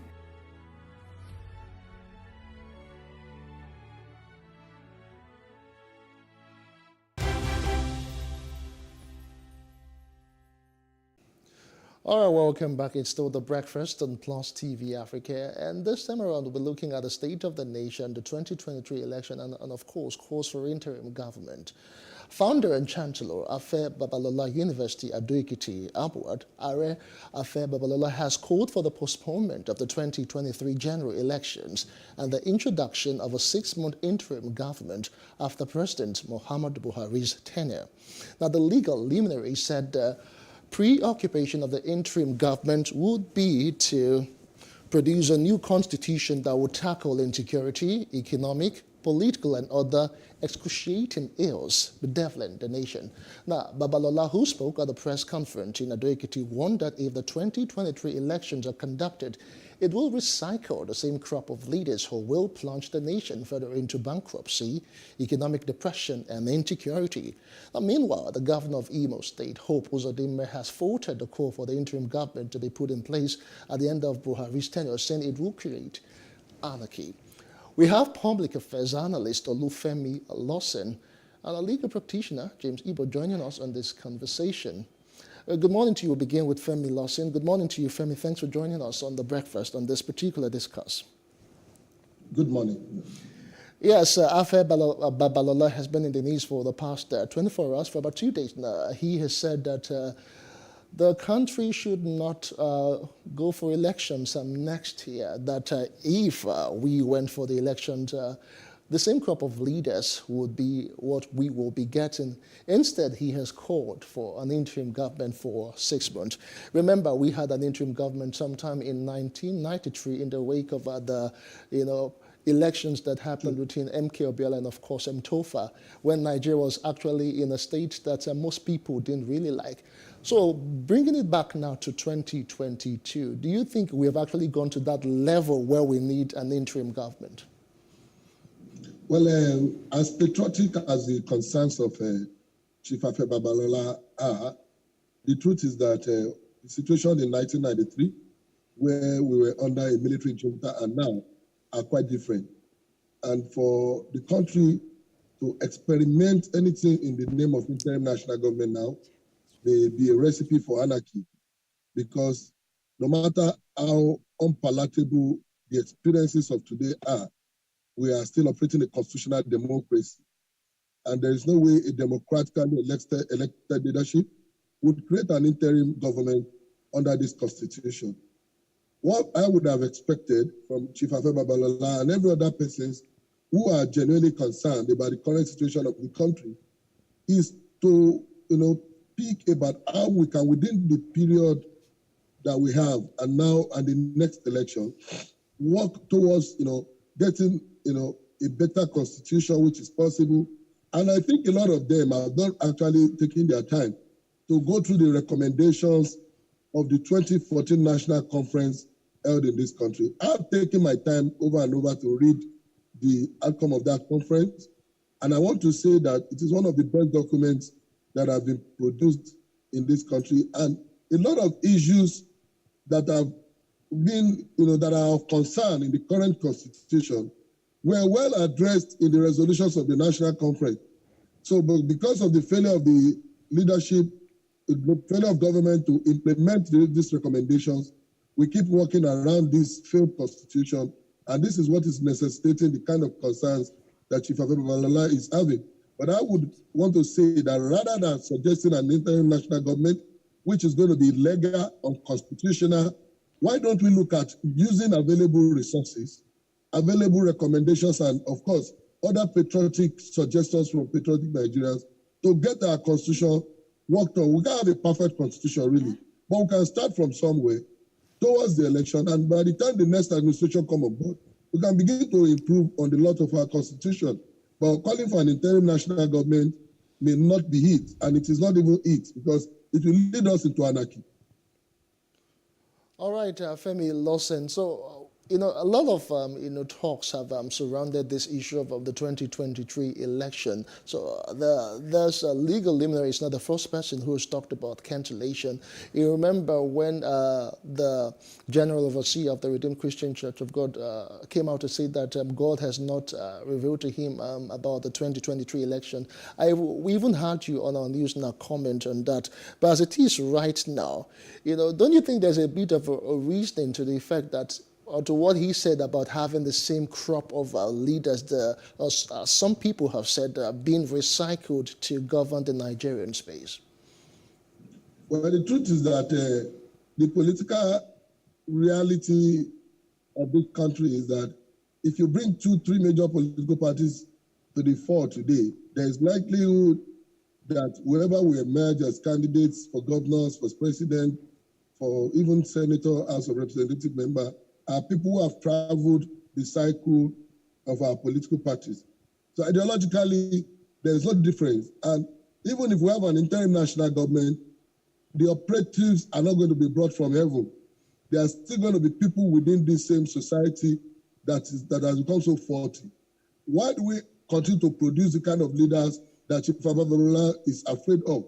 It is because the system allows even the best of the best to become corrupt, become ineffective, become inefficient the moment they come under the system. So even if you bring the best of hand to operate this system in the name of international government or whatever, if we don't have an institution that will work and correct and put them into, working in the line of the proper perspective, they will turn out worse than even the corrupt politicians that we are afraid of recycling in 2023. So I think we should be focused more not on those who are coming to occupy positions, but how we as Nigerians can demand for a restructuring of the system to the extent that even if you bring the worst of human beings to come and occupy positions, they will operate and they will work efficiently. But Femi Lawson, there's no way restructuring is going to happen without, having the lawmakers, the Constitution being looked at. That's not going to be the case. It's a good thing that you have made reference to the National Confab of 2014 and the fact that that has not been implemented. As a matter of fact, the excuse that was given is the fact that the interest was not entirely represented. The argument is you really didn't have, the sect of persons, political parties, or party being represented. And that's the reason why that has stalled. But let's also look at some of the concerns that were raised in, the issue, the proposal that's been given by Afe Babalola. He talked about the constitution that has made it very lucrative for politicians and political office holders. And he proposed that maybe we get to a point where we have a legislative system that's a part-time and also have a non-executive, not really having maybe a president. What are your thoughts? To first start with, I don't want to believe that there was any section of the country, including the political parties, including the All Progressive Congress, which was in the opposition as at the time of the National Confab, that were not represented at the confab. That is not totally correct. But that's the argument. But you would agree with me that that's the argument that's been put out. No, that's not correct. They were all represented in the states of the APC, sent 3 representatives each, to the national. So it is not correct to say that they were not represented. And even the party itself had admitted to the reality of restructuring. And that is why it's considered in Malam Nasir El-Rufai, committee to look at the, workability of the debate for the attention for restructuring. And that committee did a lot of work and even made recommendations to its own party that is in government. So restructuring is not alien. It is not an issue that is just being raised. Even the APC itself, campaigned over it. After assuming power, constituted a committee to discuss restructuring. And restructuring is not something that is so cumbersome and, it's unachievable. Restructuring is achievable within the context of the works that have been done in the past. You see, restructuring dealt, the 2014 National Conference report dealt more on the issue of our constitution. A lot of the issues raised at the conference were around the constitution. So if these are implemented to a reasonable extent, I can tell you that we are almost having a new constitution by the virtue of the recommendations of the 2014 National Conference. But the truth is that no, so there's no argument. There's no argument surrounding that. But you were saying that the people would need to demand, they constantly demand that you have a review of the Constitution, demanding that be changed. And if you have a government, if you have leaders, if you have leaders that have refused and made several excuses, as much as you have mentioned that you don't agree to it, but these are some of the excuses that they have given, that you didn't really have the interest of everyone being captured. And so how can the people now be demanding for constitutional review or adjustment of the process like you're talking about without a constitutional review? How can this be? No, the idea is this. The leaders are not there by themselves or for themselves. The truth is that if the demands are enough, if the pressure is enough on the ruling class, the truth is that they have no other choice than to do the bidding of Nigeria. The 2014 National Conference was not given, as a gift by the then administration of Dr. Goodluck Jonathan. It was as a result of demands by Nigerians, the media, the civil society, the socio-political organizations, Afenifere or Aneze, the middle. It was a product of persistent demand by Nigerians. So if we want a new constitution, no regime will give you a new constitution a la carte. It is going to be given on the basis of demand. And that's why I insist that Nigerians should continue. Not that Nigerians have not been demanding, but Nigerians should continue to demand that we get our constitution reviewed, not in the manner that this crop of National Assembly have been doing it, but in line with such that captures the aspiration of almost every sector of this country as represented during the National Conference in 2014.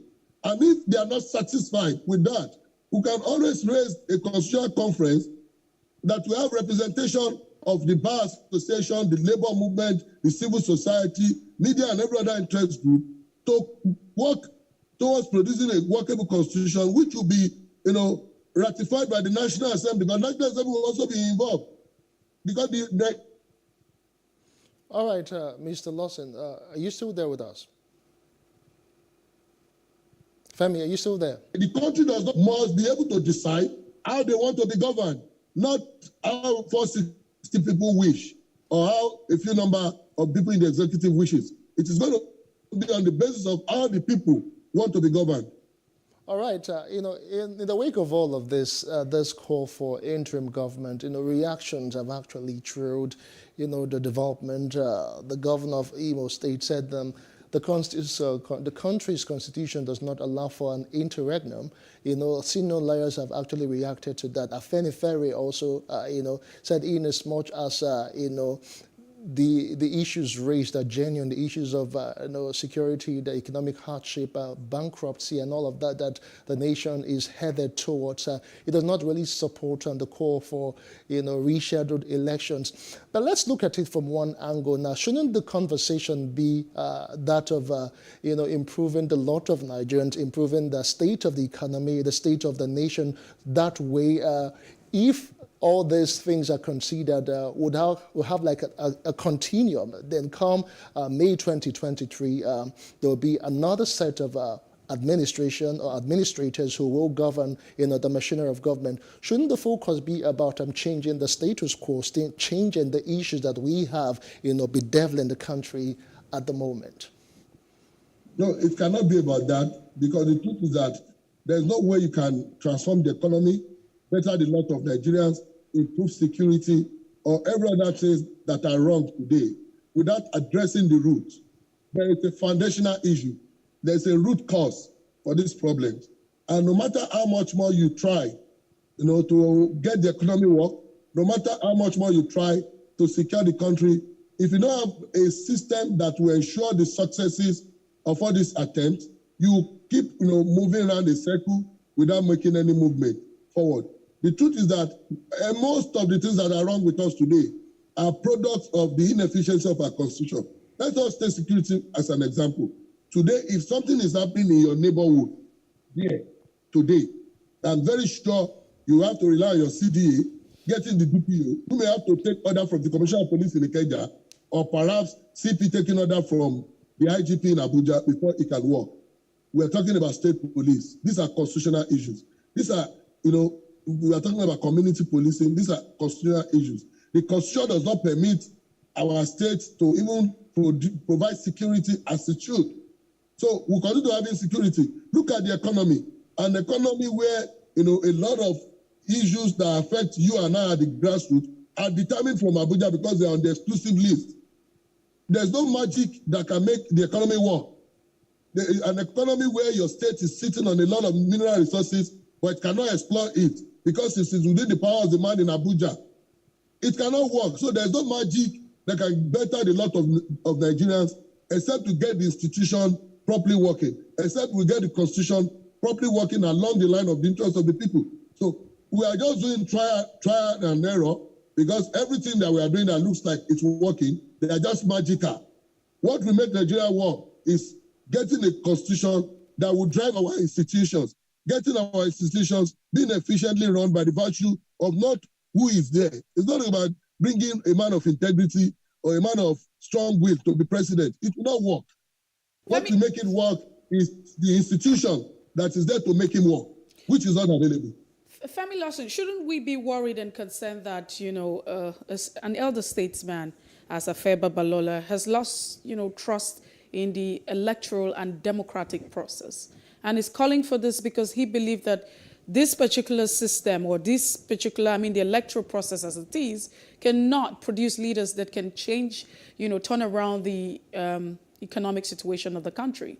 In his words, he talked about the fact that if this continues, if we go on with this election, what would happen is that we're going to have transactional leaders and, recycled leaders who cannot do anything to change the lots of the country. Should we not be worried? Also recently, you have a very revered man of God who talked about the fact that he's not heard from God whether there's going to be an election or not.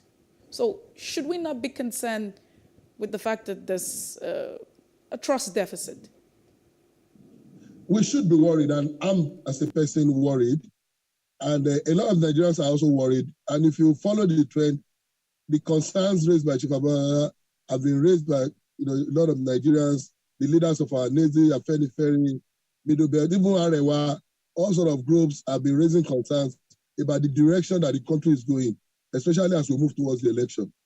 But we must be conscious of the fact that we are operating a constitutional democracy, and we must avoid anything that will create room for anarchy.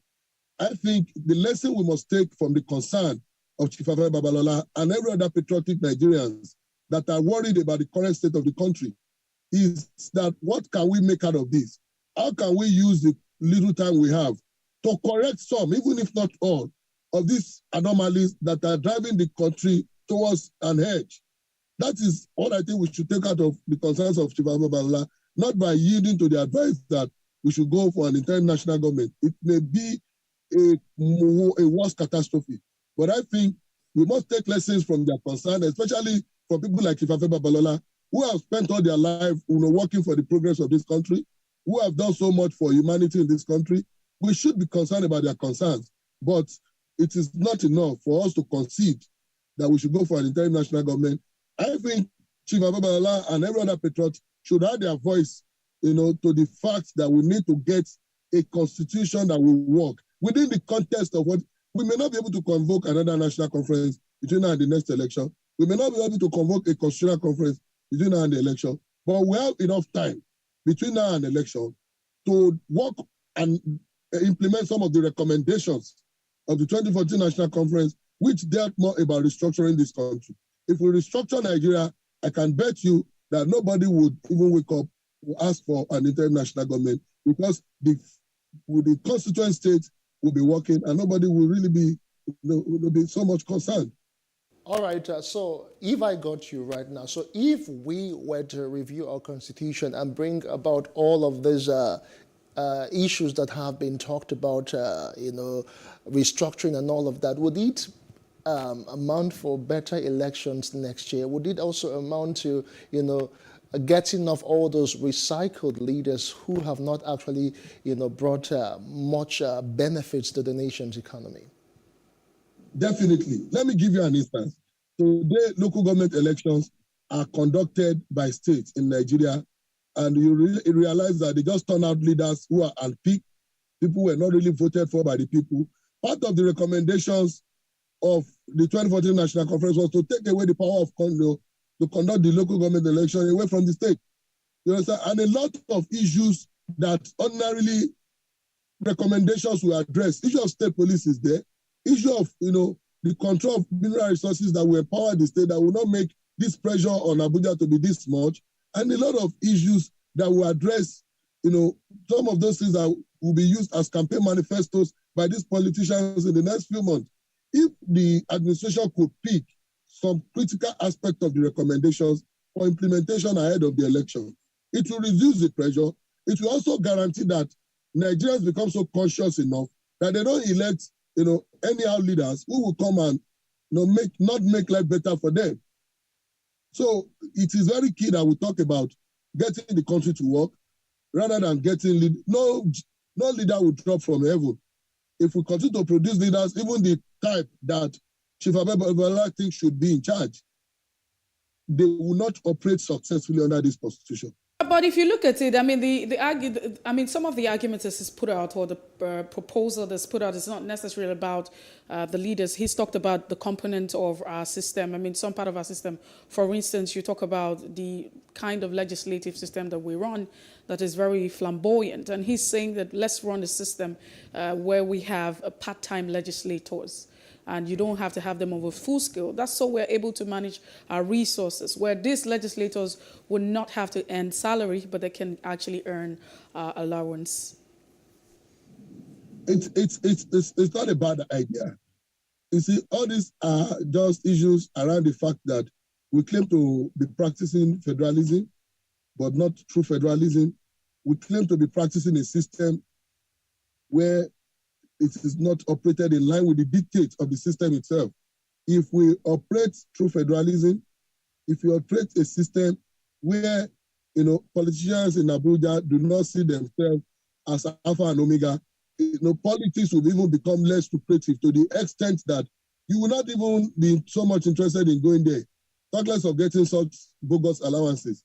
It is because we have made this so lucrative because of the constitution that we operate, that gives so much power and resources to a very few, that everybody wants to be there to keep taking this money. If we restructure along the path of regional authorities or state authorities, where Lagos State can determine what allowances is paying its legislator, and Zamfara can also determine its own, where there will be no revenue allocation formula that mandates states and local government to pay specific amount for certain persons. If the constituent unit can determine what they pay, what they can afford, even to people who are coming to work as legislators or as governors. I can tell you that a lot of people will not even be interested in being part of the jamboree and the looting spree that are currently being experienced in the country. So we all still boils down on restructuring the system, and it is not just about the crop of National Assembly members or legislators or executive. It's about the entire system. If you go to the civil service, there are people who earn more money, who take more money even than the politicians that we are afraid of. What do we do to that after restructuring or after constitution and international government? Do we stop the civil service also, where a lot of monies have been stolen under so many guises? So we must be interested in addressing the root cause, not just the symptoms. You sounded for a second that you were talking about the civil servants earning this money more like it's what their salary and allowances or allowance would be. But you have talked about the issue of corruption, which makes a lot of sense. So moving forward, what would you say should be the way forward? I know we have talked about it. In all of this, for you, the response has been providing solution. But generally, How do we even approach this? For me, the big question here is, you say we constantly have to demand, but for how long can we continue to demand that we have a constitution that reflects the interest of the people? Freedom doesn't come so cheap. If you look at the history of most independent nations, they were not what was gotten on the platter of one or two agitations. It took a lot of countries centuries. It took some decades before they could get to where they are today. Our democracy is just about 20-something years, this republic. And I don't think we have gone too far, or endured too much that we cannot continue to demand for a better society. I think enough has not been done as far as our demands to get Nigeria work is concerned. We must continue to do more, just like you have been doing in the media, just like the civil society has been doing. The politicians may not be keenly interested in some of these things we are saying because they are the biggest beneficiaries. But we have a larger community of Nigerians in the civil society, in the media, in the socio-cultural, socio-political organizations who can continue to mount pressure and galvanize support locally and internationally to get this system work. And we should not be tired of doing that. I don't think we have done enough. So if you say how long, I don't think there's any time limit that we should be interested in doing this. We must continue to do this. And I'm very sure that as we continue to do this, we were all here, where so many policies of government became, reorganized, readjusted because of the persistent demand from Nigerians. So who says that by the virtue of our pressure, continuous demand, an administration will not wake up and say, let us listen to Nigerians, let us amend this constitution. So we should not keep quiet, because the moment we keep quiet, the battle is lost. All right, thank you so much, Femi Lawson, Public Affairs Analyst, for the thoughts that you have shared on this particular issue. It's my pleasure.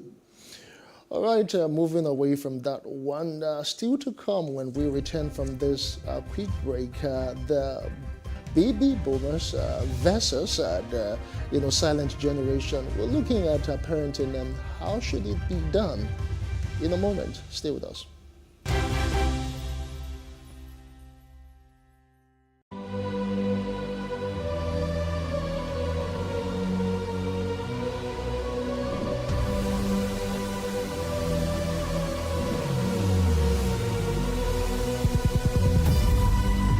What we do not understand, we will stigmatize. What you can see is the remaining of the tanker that exploded. He suffered equally confessed.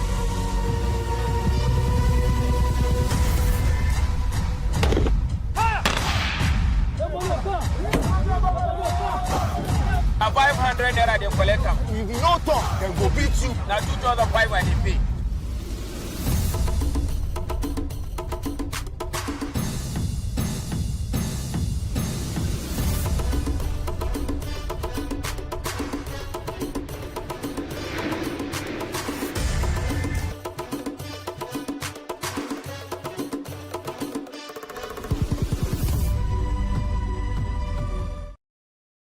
How can we have peace without justice? Plus Politics. It's not just another political conversation, it's about keeping you in the know. The relevant interviews, asking the tough questions to those that matter. Get the answers you need. Does it mean that the people who were injured, people who were shot at, those who were involved in that stampede are not going to get justice? It is unfortunate, it is sad that we have a government of deaf and dumb. Analysis from top experts. The last election was not really an election. We feel that Obasanjo has a very special place in his heart for hating Ijaw people. I think it really boils down to two things. One, trust and accountability. Plus Politics, every weeknight at 7 p.m. on Plus TV Africa.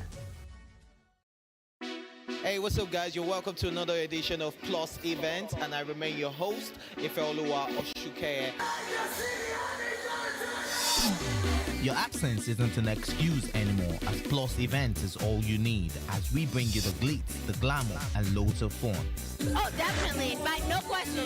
He's a living legend.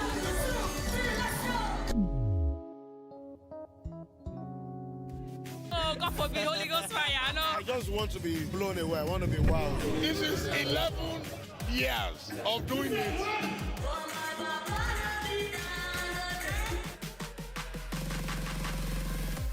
I'm surrounded by so much positivity. No, it's okay. Yo, what's up, my people? It's your boy Starboy Terry. You're watching Plus Event on Plus TV. Stay glued to Plus TV Africa every Saturday and Sunday, 4:30 p.m. West African time. So what are the top decisions that the United States considers necessary that Nigeria must take? I like to think of my interactions as conversations, not interviews. And that's why I say asking questions is both an art and a science. Everyone says in Islam you are allowed to have 4 wives. Is it mandatory?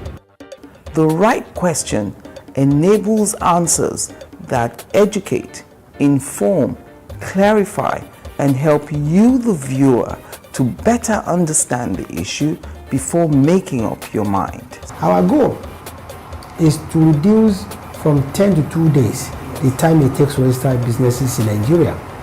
Join me every week on this station, Plus TV Africa, and gain exclusive access to my conversations. I'm Angela Ajetumobi.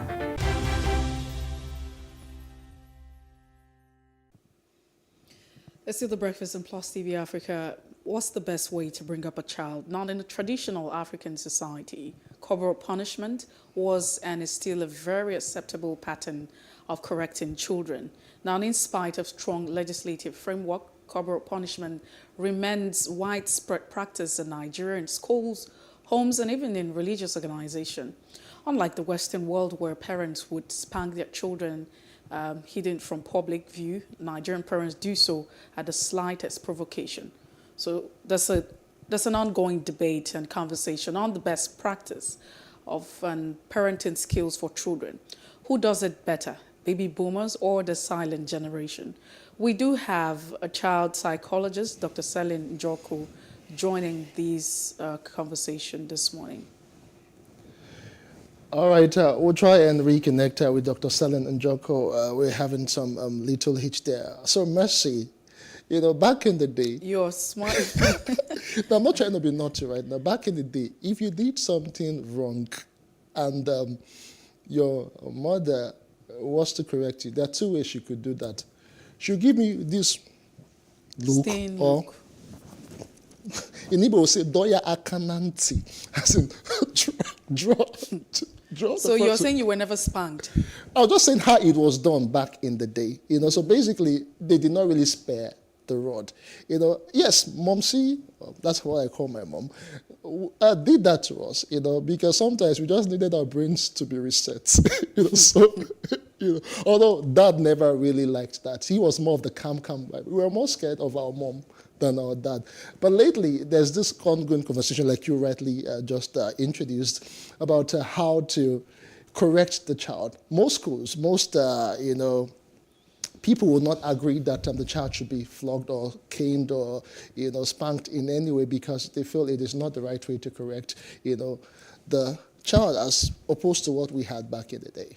So the truth is, I mean, for a lot of us, including myself, we have been spanked by our parents. I mean, for me, the highest... Were you spanked? Yes, my grandmother was the highest on the list. I don't know if I was stubborn, but I think I really got it very hard from my grandmother. Oh, wow. And but you know that there are a lot of culture and practice and belief system that we hold as a people. I'm not saying that is wrong, you know, so this is me not particularly taking a side, but I'm thinking that we have to, you know, get to a point where we have a balance. Now, there are a lot of professionals that have come up to say, over time, there's been studies revealing that if you constantly go hard and hitting the child, it doesn't really get results. Now, you also find out that there are a lot of children whose parents have decided to toe that line of, we have to spank you at the slightest provocation. They haven't really, I mean, that has not really yielded any result. And some people would say, according to this research, that these children have become more hardened. It feels like the more you hit them, they get too used to it and they feel like, oh, what's going to be the next thing? Let's hit them. Recently, I stumbled on an article that talked about the fact that maybe we need to begin to move away. These are proven studies and research and pattern of behavior that's been observed by these experts. And they're saying maybe people need to begin to take another approach of, rather than spank the child, why don't you withdraw what the child loves the most? So there are different ways of spanking, putting out the punishment. Nobody's saying the most important thing is, should children be punished when they go astray or they do something wrong? How do you correct them when they have done something wrong? How do you pass the message? Spanking has always been, our number one on the list, Africa. And the African moms never miss it. They get you whenever they want to get you, right? But on the other hand also, how far have that yielded any result for us? How effective has that really been? Has it made the children become better? Did they learn the lessons? Did they get the message? So people now, you have a lot of these psychologists who are now saying, why don't we look at this pattern? If it's not yielded any result, then let's also consider other methods. Like the article that I stumbled on and I read, it talked about people withdrawing things that these children really love. For instance, they probably would have a favorite meal. They could probably have some allowances.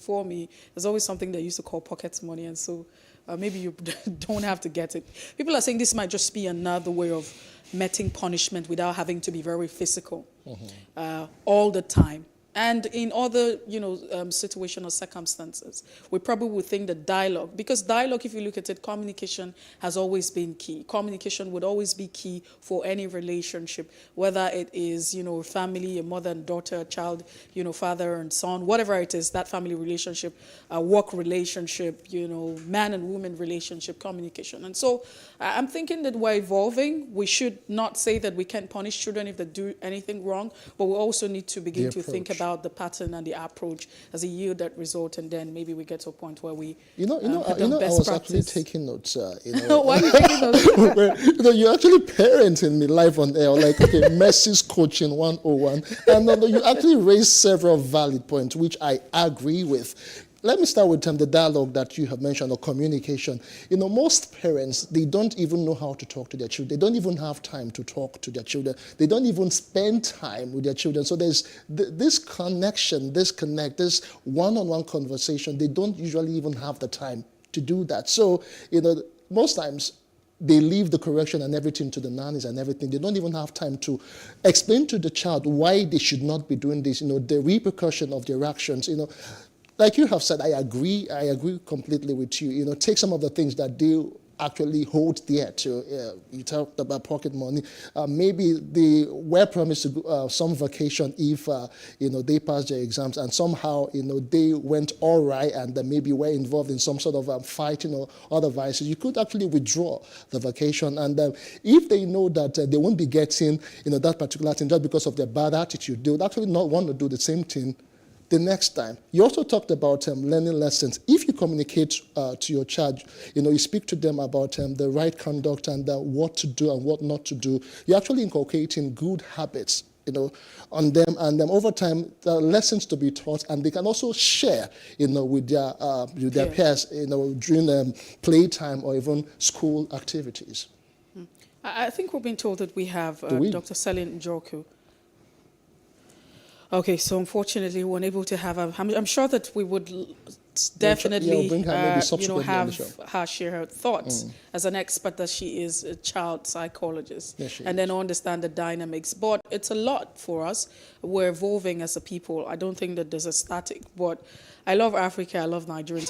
Some days back, I was having a conversation with, a friend who's not in the country, and she has to raise her children outside of Nigeria. And the thing that really is amazing is the fact that she still holds on to those values. She still thinks that it's still the best. The way I was raised, my kids have to be raised the same way. But the law will not allow you to do some of these things. It is very unfortunate. No, not for her. Okay. I listen, sometimes we have this lengthy conversation. Yeah, we have this lengthy conversation. And she goes on, and sometimes I wonder, is she still in the United Kingdom or she's another part of the country? Because she sounds like an African and a Nigerian mom. So, but it's really, really sad to look at it back, if you look back at it and see how parenting has been done over time, the issue of accountability. Yesterday we talked about it and we mentioned it in the passing. One of it, apart from the fact that, corporal punishment was also there, before the punishment, there's also the point where you are held accountable. And so you're being asked, where did you go to? How did you get this? So they see you with an item, with a book, with a pencil, with a pen. And your mother would ask you, who gave you this, because they remember that they never gave it to you. And so you have to be accountable. Where are you going to? Who are you hanging with?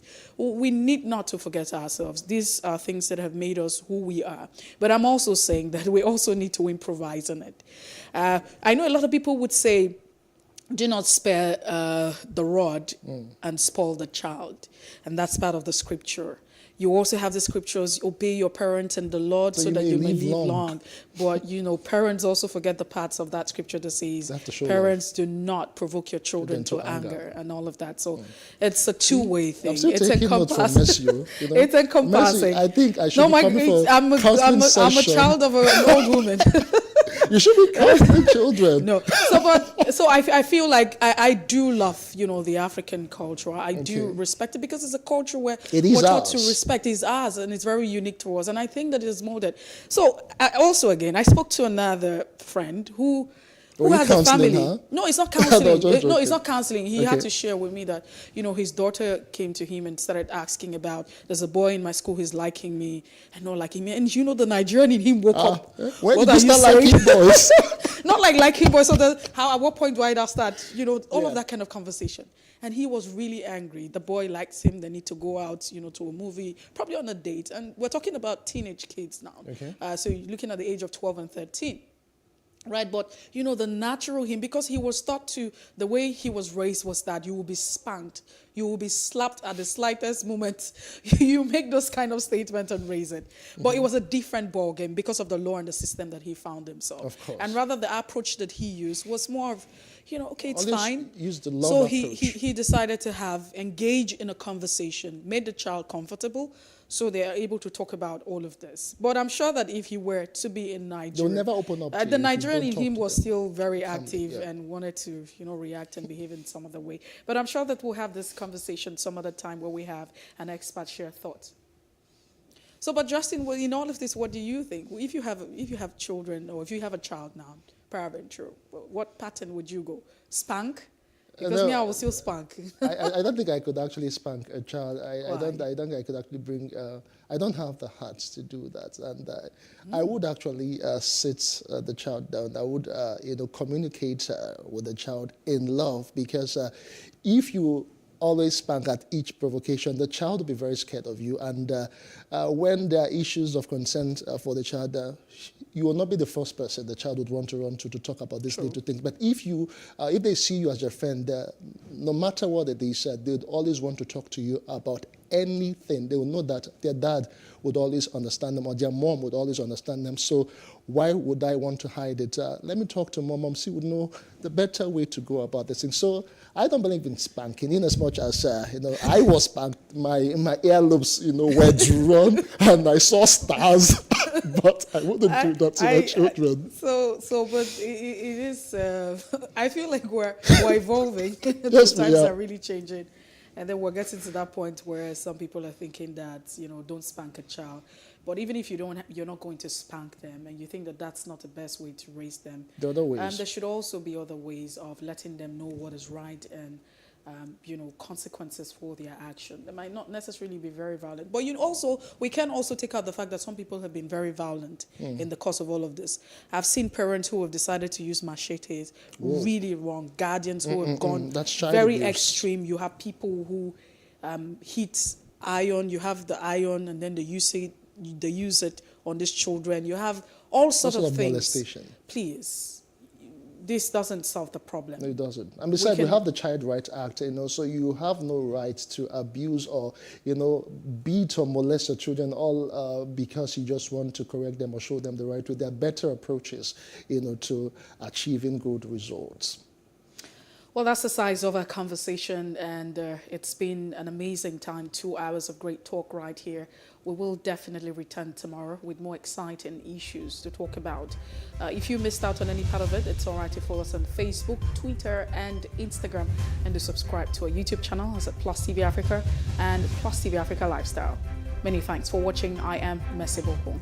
And I'm Justin Academia. See you again on the show tomorrow, 7 a.m. It was a pleasure presenting with a counselor, Messi. Bye for now.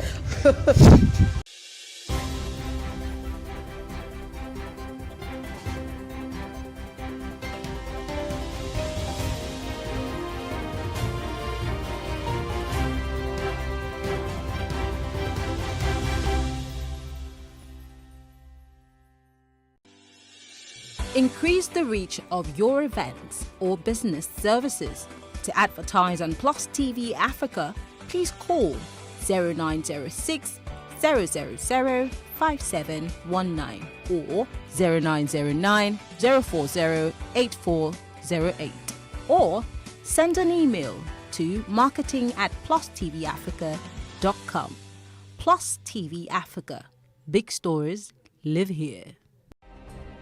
Nigeria's Niger Delta region, from where the black gold fuels Africa's largest economy, where the lines between wealth and poverty has never been thinner. Conflicts, poverty, insecurity, and environmental challenges daily confront the region. How can the Niger Delta story be changed for the better? Join Mamude Akuga at 9 p.m. every Friday evening on Plus TV Africa as he probes deep in search of solutions. Inside the Niger Delta with Mamude Akuga, the authentic voice of Nigeria's oil-rich region.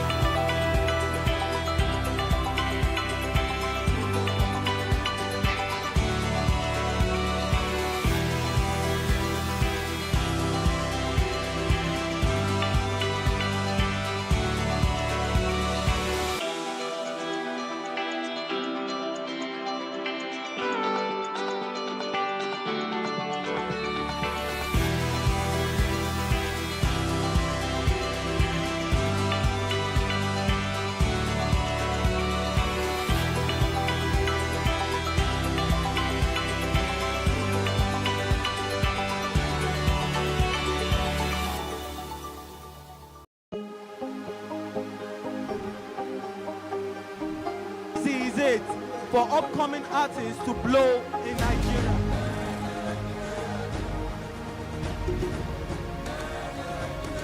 Welcome to Plus Trending.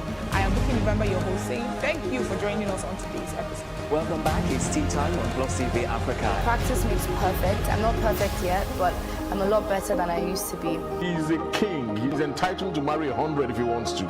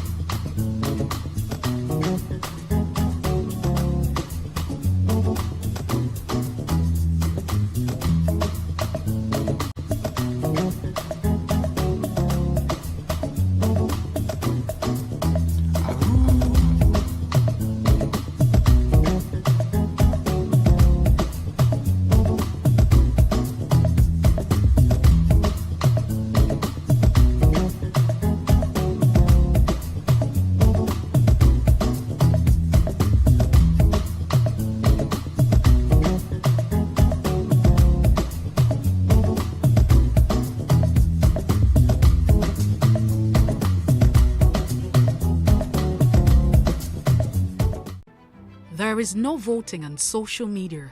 To vote, you would require permanent voter's card. To get your PVC, visit cvr.inecnigeria.org. Create your account with a valid email address and start the registration process. An activation link will be sent to you. Click on the link and activate your account. Fill out the form, pick and submit a convenient date and time for your biometrics. Print the application slip, which should have your QR code. On the appointed date, go to the nearest INEC office for your biometric capturing. Thereafter, you will get a registration slip to pick your permanent voter's card when ready. Get your PVC today. This message is from Plus TV Africa.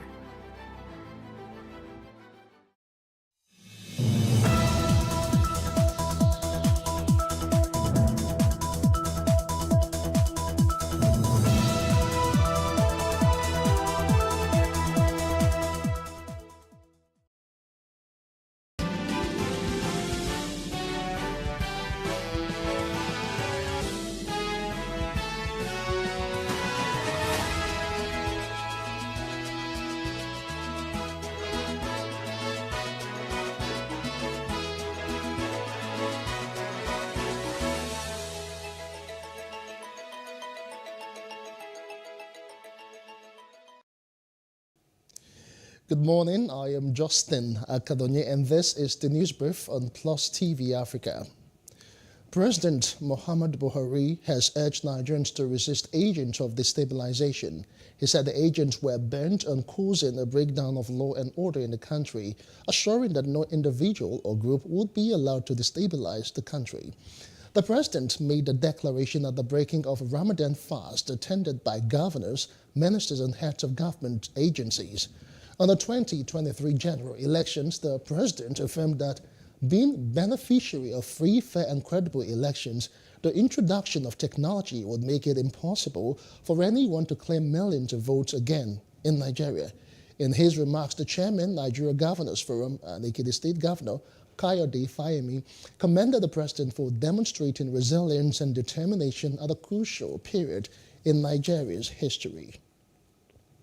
Now, the fewer than 2 pilots have died after aircraft belonging to the Nigerian Air Force crashed in Kaduna on Tuesday evening.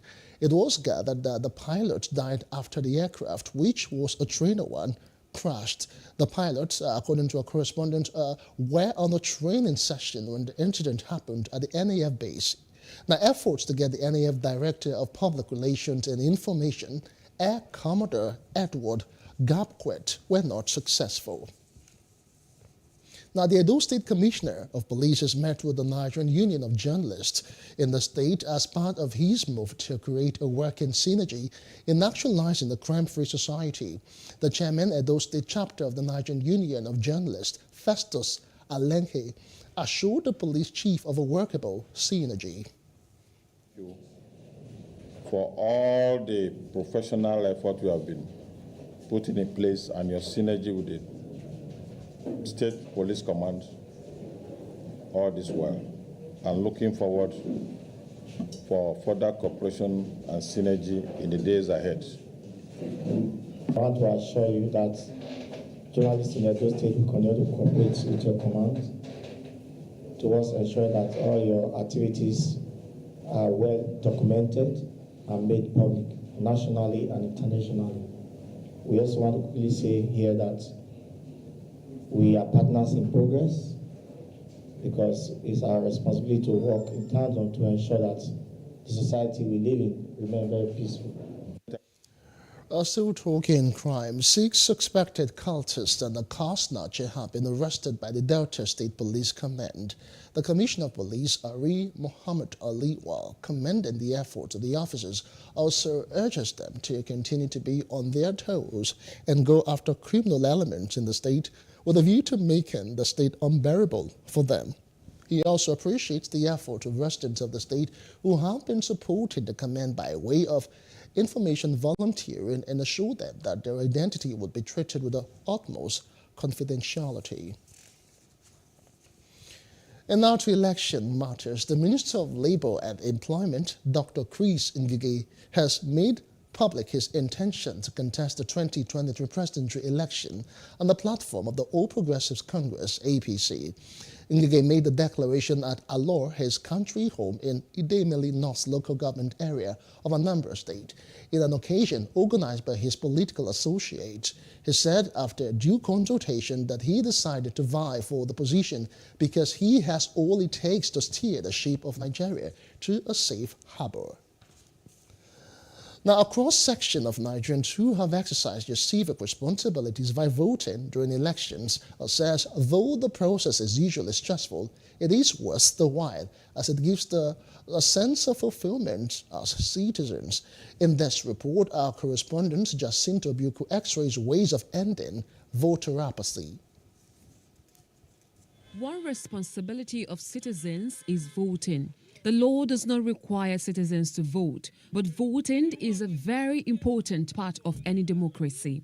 By voting, citizens are participating in the democratic process, but when not, they hand over political power to views they may oppose. While some say they are not confident in the election process in the country over the years, others believe it is their right to choose who governs them, irrespective of the cumbersome voting system. It will make me feel fulfilled like a Nigerian because I voted for the person that I needed and they gave me the person. That was 2011. When Goodluck and Buhari, the first time. That was nice. I voted and I enjoyed that time because it was free and fair election. Well, normally in this country, we just vote. We try our best to vote. So if you vote and it turns out negative, you try again another year. I have voted before several times. I can't count it. So, and why we are voting is because if I'm voting for somebody, I'm voting because I want the person to lead us very well. I'll still continue to vote because I believe one day everything will change for good. My perception concerning our election is that our vote doesn't count. So, but I felt if you continue saying that, we won't go anywhere. So I decided to go out and then cast my vote for who I voted for. Political analyst Professor Sani Fege shared his voting experience, which he believes has been worthwhile. He spoke alongside Babatunde Olaoluwa, who is an executive member of the All Progressives Congress in Lagos State. My first time of voting was in the Second Republic. That was 1979 when I was a graduate assistant. At that time, there wasn't much hassle in terms of voter registration. It was quite arranged, okay system. The process was smooth and people were elated. We were well educated in terms of what it was expected of us as voters. The political parties campaigned vigorously to enlighten the electorate. Voting for the first time occurred in 1983 during the UPN days. And in those days, there was a sense of fulfillment In fact, before the day came up, you will be yearning for it because it was a performing government. It was a government that had direction. And because it impacted positively on the people, particularly those of us who were younger ones, are still going through our education, then we wanted that government to continue in office. Fegi and Babatunde share the same opinion. Nigerians must not trivialize their civic responsibility. The fate of the country today and in the future is in their hands because democracy has given us the opportunity to shape how things will go in terms of politics and governance. All of us put together need to talk to ourselves. The kind of orientation that is injected into the youth at these days about voting is not encouraging. And I think something needs to be done to ensure that we have every individual of voting age to vote at every election so that the government put in place will be the government of the people. Recently, the renowned clergy Pastor Enoch Adeboye charged his congregation to ensure they all participate in the next elections as it's their right. Before you became a Christian, you are a Nigerian. You have a duty to your country to register, to vote, to make sure that your vote will count. You have a duty to belong to any party of your choice at the very grassroots. You can't sit down, fold your hands, refuse to vote, and then begin to complain about the government. Perhaps this is a clarion call to all Nigerians, including human rights activists, the mass media, and even political parties to begin engaging the people in voter education. With many big names aspiring to lead, especially from Asuro, 2023 election may just be a game changer for eligible voters. Jacinta Obuku, PlusTV News. As another electioneering year draws closer, Nigerians have been advised to put on their thinking cap, reject money bags and those with shady characters who shall be seeking the vote in the forthcoming 2023 general elections. A chieftain of the All Progressives Congress, APC, Moshood Salvador, made the call during the annual Ramadan Lecture Zakat event held at the Salvador Towers in Lagos. He enjoined the electorate to think twice before voting anyone seeking their votes. Their votes, they should vote with conscience. If they know somebody is a thief, if they know somebody is not a honest person, if they know that somebody is a ritualist, if they know that somebody, why should you be convinced to vote for such person when you can see God-fearing person you can vote for? If anybody doesn't have the fear of God, he can never have the feelings of the people. Therefore, you should try as much as possible to look for somebody, not money, not position, not because somebody was former governor or somebody was former president or former minister. No, he was governor for his family. It was because we couldn't see what they did. And they come back again to come and tell you, somebody was a minister. He was a minister for his family. We couldn't see what he did. They will budget 10 trillion, 5 billion, only 2 billion will be spent, only 500 million will be utilized. And yet, they come back and say they want to become your president. It is wicked of anybody embezzling money, stealing your money away, money they don't need. When we did the analysis, 1 billion naira, for somebody to be spending 1 million every month, you will need to spend it for 83 years. You will need to spend 1 billion for 83 years if you spend 1 million every month. And somebody will sit down They will say he stole 300 billion, 500 billion. They will go to court. Our law will now release. We are not ready. I keep saying it. If you don't go into capital punishment for all these thieves, you are only wasting your time. Now, Nigerian youths have been asked to show more interest in the electoral process. Now, some stakeholders in Ondo State said youth must take up the challenge and change the narrative in the polity. A federal lawmaker, Lawson Alade, said gone are the days when the youth were relegated to the back door. According to him, more youth are now showing interest in politics because of fresh ideas. Yeah, I think on the long run, the future is now. When you say youth, all of us are just coming to terms with reality that we must stand up as one unit and then speak to the betterment of everyone, and then we also must take care of ourselves, rule ourselves, and then we can hand over to our children at the time without no grievances or disconnect. I'm hearing youth are the future of tomorrow, for tomorrow that never comes. When I was 10 years old, they told me youth are the future of tomorrow. I was 20 years old, they said youth are the future. And now I'm above 40.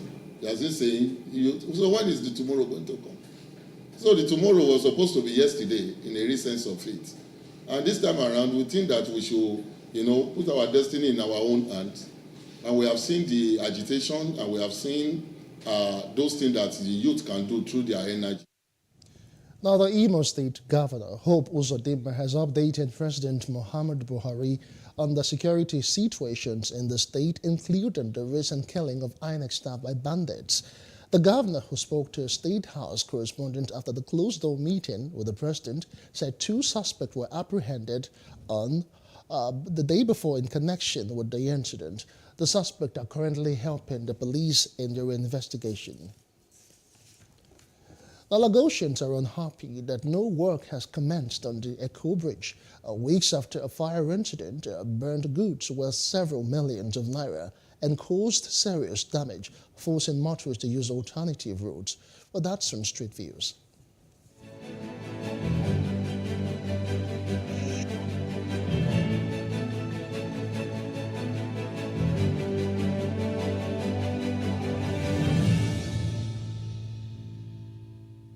We have a government in this country.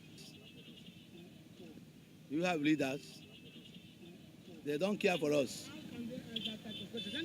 They don't care for us. They're just doing anything. The bridge affects us so much. Let the government open the bridge. They should fix it now so that we won't have this stress when driving. We are praying that Sanwo-Olu should please do it for us. As you can see, it's affecting everybody. So they should come visit everywhere in abroad now. 2 hours they've done it. So Nigeria government should move fast. It's affecting us every day. Like what we are passing through here every day. Sometimes we spend more than 1 hour before we can go through the traffic. It's affecting us. We are begging government to just help us fix it. Fix it quick now. Now the bridge all of us they use. If you know bridge, no us. Make it feed us, make all of us seafood to feed for our family. We spend 2-3 hours. Like on Monday, we spend 5 hours. 5 hours for hold up. It is stopped every day. Not only one, it stops every day. It's very, very critical. It's stopping every day. Please let them know, let them help out know what they will do there. I beg. It's affecting us very well. In our buses, they keep complaining every day. You understand? One woman delivered a child last week inside the traffic last week.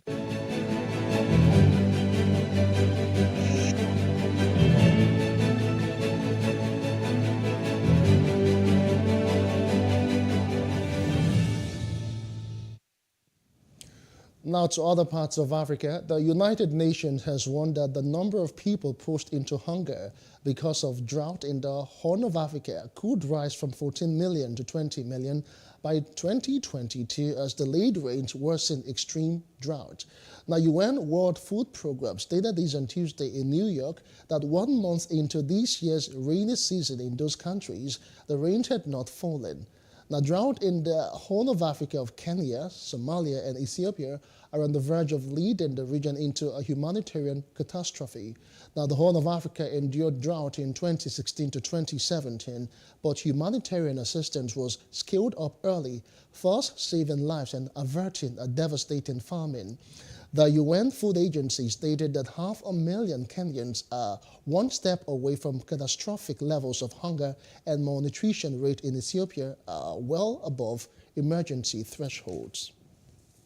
Now, 2 more combat helicopters and surveillance radars have arrived in Mali on a Russian cargo flight. The consignment brings to 8 the known number of helicopters that Moscow has provided under closer ties forged by colonels who seized power in 2020. The Defense Ministry said 4 similar deliveries were expected over the next 3 months.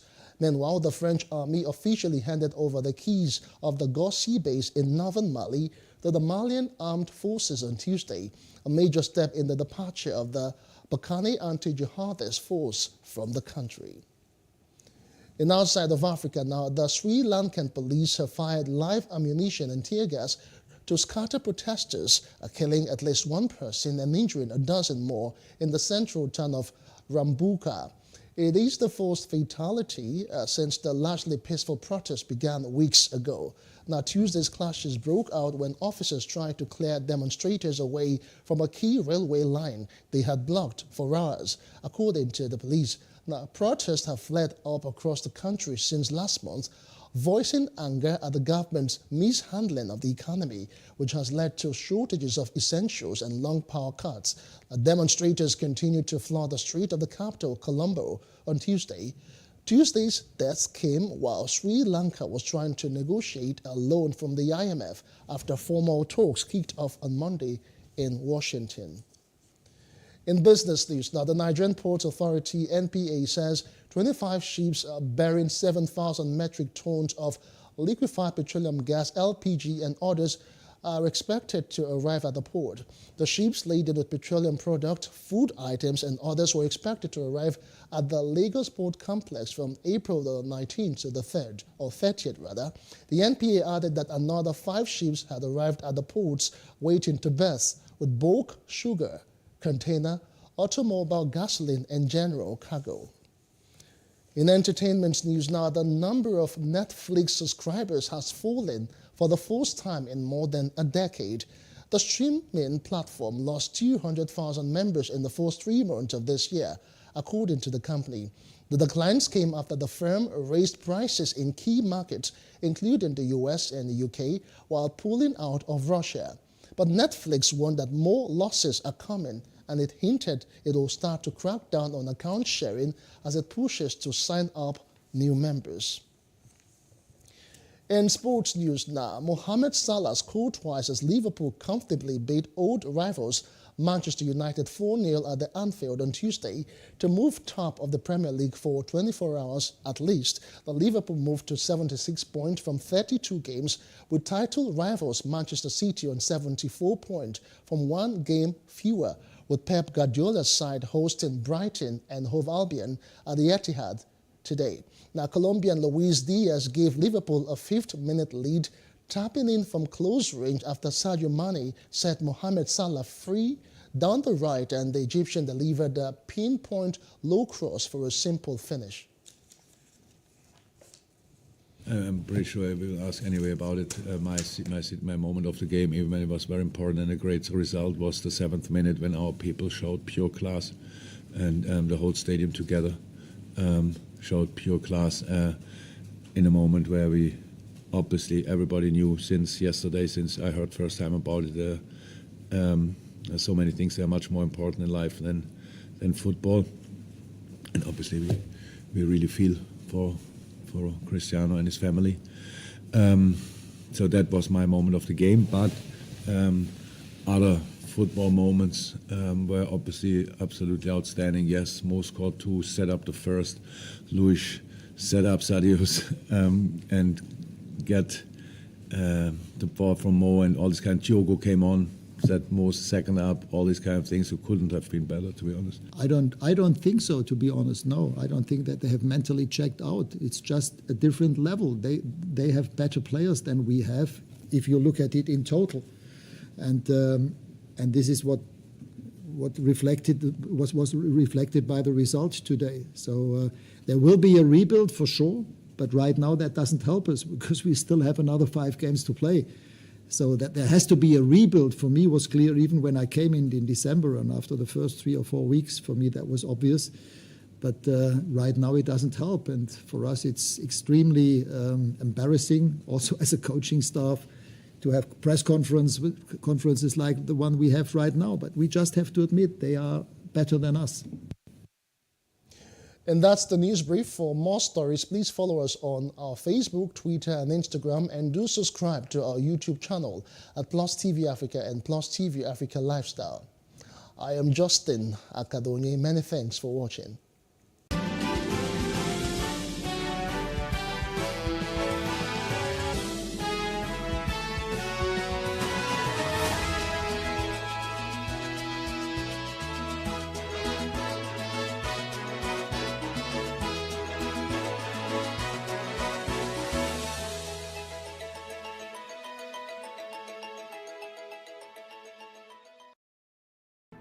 There is no voting on social media. To vote, you would require a permanent voter's card. To get your PVC, visit cvr.inecnigeria.org. Create your account with a valid email address and start the registration process. An activation link will be sent to you.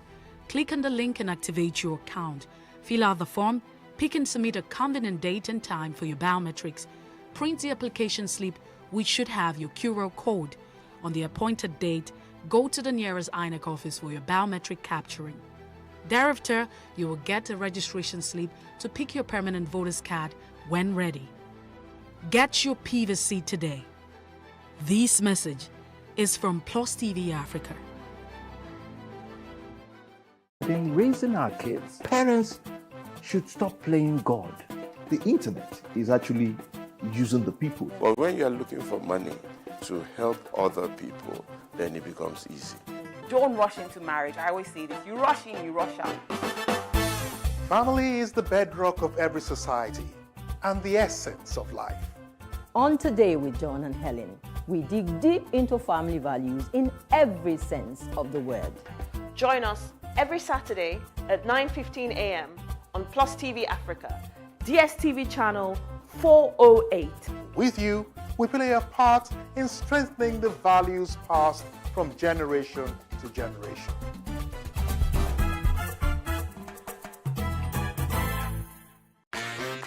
Hello and welcome to Space and Style, a property show designed to connect various stakeholders across the property value chain. We can also provide realistic solutions and deepen your knowledge about the interesting world of real estate. We shall showcase architectural design, interior design trends, lifestyle and real-time property news updates, and the right way to navigate through property development and investment. Join me every week on this channel as I take you through an exciting journey in the world of real estate. Space and Style, 6:30 p.m. on Saturdays and 5:30 p.m. on Wednesdays. Businesses in Africa can be very challenging. In Nigeria, it is particularly intimidating, and successful builders have learned how to navigate a hostile environment to unlock opportunities. But one major challenge businesses face is how to filter through the noise and identify where their ideal customers exist. Get insight and practical steps from industry players and captains of industries. Hear success stories to help you make informed decisions as you scale your business in Nigeria. Watch Business Insights at this time on PlusTvAfrica.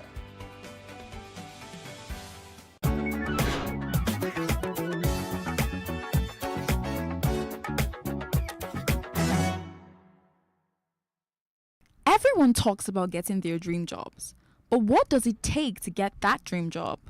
In a religious society like Nigeria, some people resort to prayer, But did you know that sometimes the only reason you're not getting the job isn't because you don't have the credentials? Many times about how well you can defend your credentials through your presentation and communication skills during the interview. According to the National Bureau of Statistics, the rate of unemployment in Nigeria rose to 33.3% in December 2020 from a 27.1% in 3 months. Interview phobia is a major issue that contributes to unemployment in the country. Some individuals are employable but don't know how to express themselves properly, present their resumes, and network effectively. An expert spoke to us about interview phobia and how it has increased the rate of unemployment within the country. Okay, so I mentioned I struggled. I went to Lagos State University, a public university. Nobody taught you any of these things. And so I thought that if I come to the interview space, I would do well because I know I'm good enough. But coming in, it was difficult. I got plenty of rejections, and I made up my mind that if you can get past this thing, you would help other people who are also like you. And so sitting down in that space, I also see people like me, and I feel for them. According to Student Graduate Report, more than 50% of graduates in Nigeria disclose that communication skill is the least skill their academic education prepared them with. Like we have a compulsory NYSC every year. I believe the government or the educational sector should do something like when they know somebody's in their final year, maybe they allow them go through a month or so, or they introduce a course and make it mandatory for them to be able to go out there and face the outside world when it comes to interviews, when it comes to networking and all of that. I've seen super amazing, intelligent people lost opportunities because they were not confident, and those who were not so smart but have built their confidence are able to get the job and get these networks and get these opportunities. Especially when you come from a Yoruba or Igbo family where you don't have to look at your dad in the eye. You get that kind of thing. So you have to learn to look at people in the eye when you talk to them. It makes them believe that you are not up to something. You're not hiding anything in your cupboard. We're going to school or having to attend different schools, all right? They just teach us, we only have syllabus on what they've been doing so far in past years, and there's no trend of bringing in new things. So the next time you complain about not getting a job, think about how well your CV is prepared. Assess your communication skills during the interview and think about how well you presented yourself.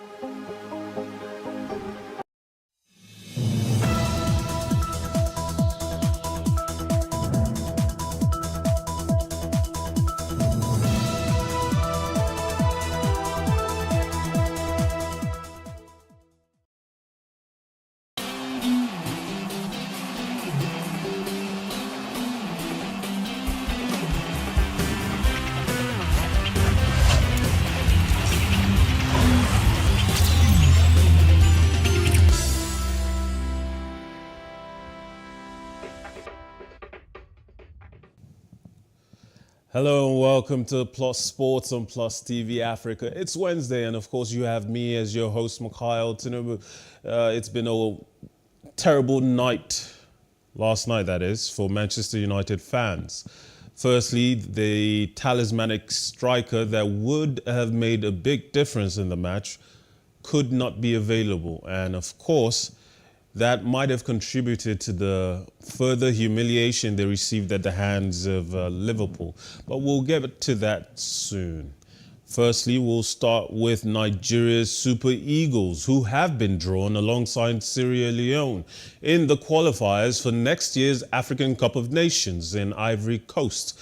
The Nigerians will also face Guinea-Bissau and Sao Tome and Principe in the group stage of the 2021 AFCON. Nigeria has been assigned to Group A in the qualifiers, which will begin in June. The tournament is divided into 12 groups, with the top 2 teams from each group automatically qualifying. The draws took place at Super Sports Studios in Johannesburg, South Africa. I have Victor Godfrey with me today. Victor? Good morning, Mukai. How are you? Welcome on the show. I really appreciate your presence, and I think it's worth mentioning that Nigeria is still in the middle of trying to nail down a coach going forward. Regardless of who that coach ends up being, we've heard stories that Mr. Majupinik prefers a foreign coach, and Pissarro is favorites to take that job. But we're not going to talk about tactics or setup. What I want to know is,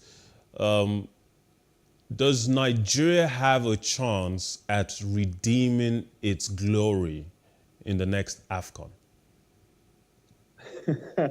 That's a very funny question to ask when you say, do we have a chance? Because it gets to a point whereby when you're nervous of a qualifying group that has Sierra Leone, Guinea-Bissau, and Sao Tome and Principe. By the way, Lagos, in terms of geographical size, is bigger than Sao Tome and Principe, just to add. Yes. If you get with these teams, that tells you the level you've gotten to. In the famous words of the Portuguese legendary coach, Jose Mourinho, he says something called football heritage. Based on football heritage, Nigeria should qualify.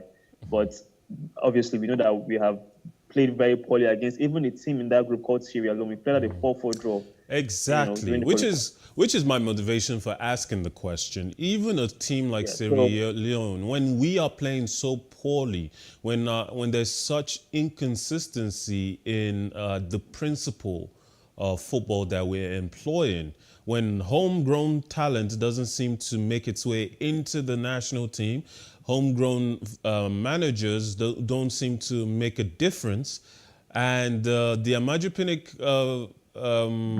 administration will continue to be at the helm going forward until we play this qualifiers, until we probably end up, if we end up qualifying, going for the tournament proper.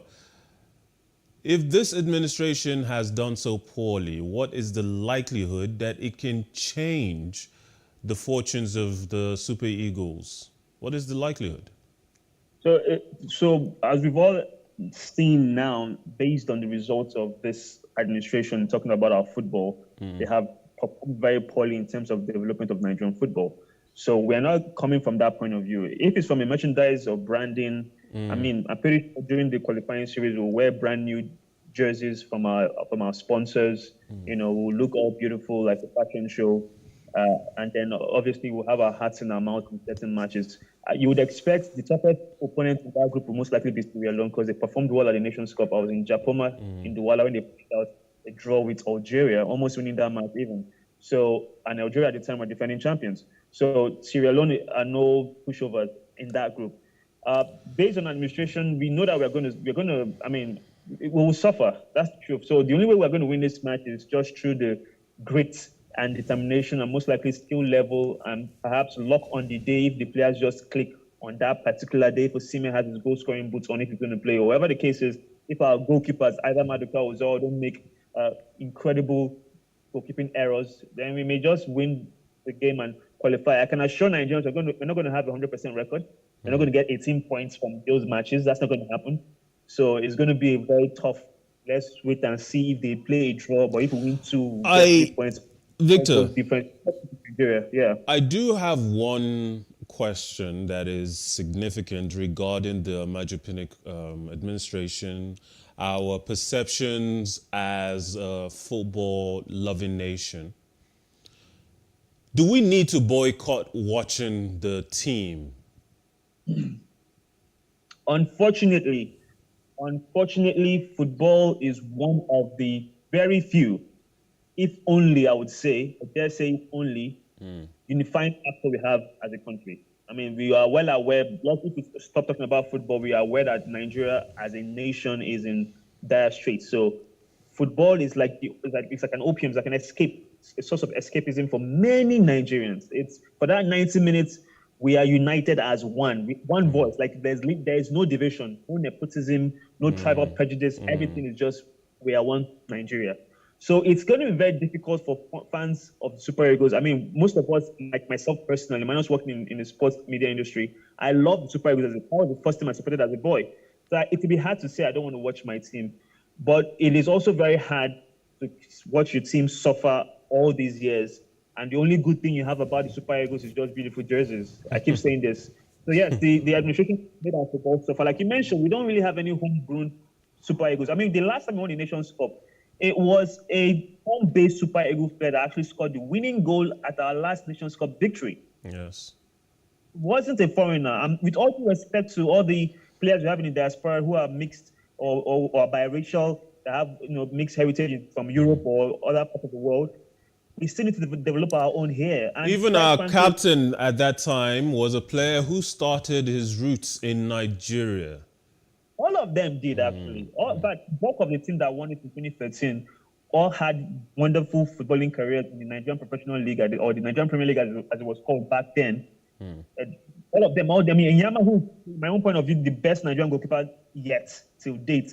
We all saw his exploits with Enyimba winning the CAF Champions League. That showed you how good the Nigerian football was back then. Even though at that time we were even still complaining like, oh, our football is a mess. But now, compared to what we have now, that was fantastic times. All so right. with all due respect to foreign players, like we've established, most of those players can't play in their birth countries. I mean, Ademola Lookman came to play for Nigeria because he obviously can't get into the England national team. Our current number one goalkeeper, Maduka Okoye, has German heritage. I can bet you that Maduka Okoye is not getting to that German setup. There are many great goalkeepers in German football currently, and there's no Maduka will make the top four. All right, So Victor, I do want to move on quickly because we have limited time. Of course, we have to talk about the Liverpool match against Manchester United. Mohamed Salah scored twice as Liverpool comfortably beat old rivals Manchester United 4-0. The truth is, this result was not unprecedented, not unforeseen, and the fact that Ronaldo was missing in action, not available for selection, it was a virtual certainty that Manchester United would not be able to respond in kind with any goals or any goal threats because the defense is obviously a shamble. The only option is to try to attack. And unfortunately, I watched the match and even the forward line looked completely bereft of ideas. Victor. Only one department in Manchester United that's actually working right now, and that's the goalkeeping department. David De Gea, and perhaps maybe the second choice goalkeeper in Dean Henderson. But the rest of the squad, like you mentioned, even the younger players, the likes of Elanga, and there's a young man that made his debut yesterday with the fuzzy hair. I can't remember his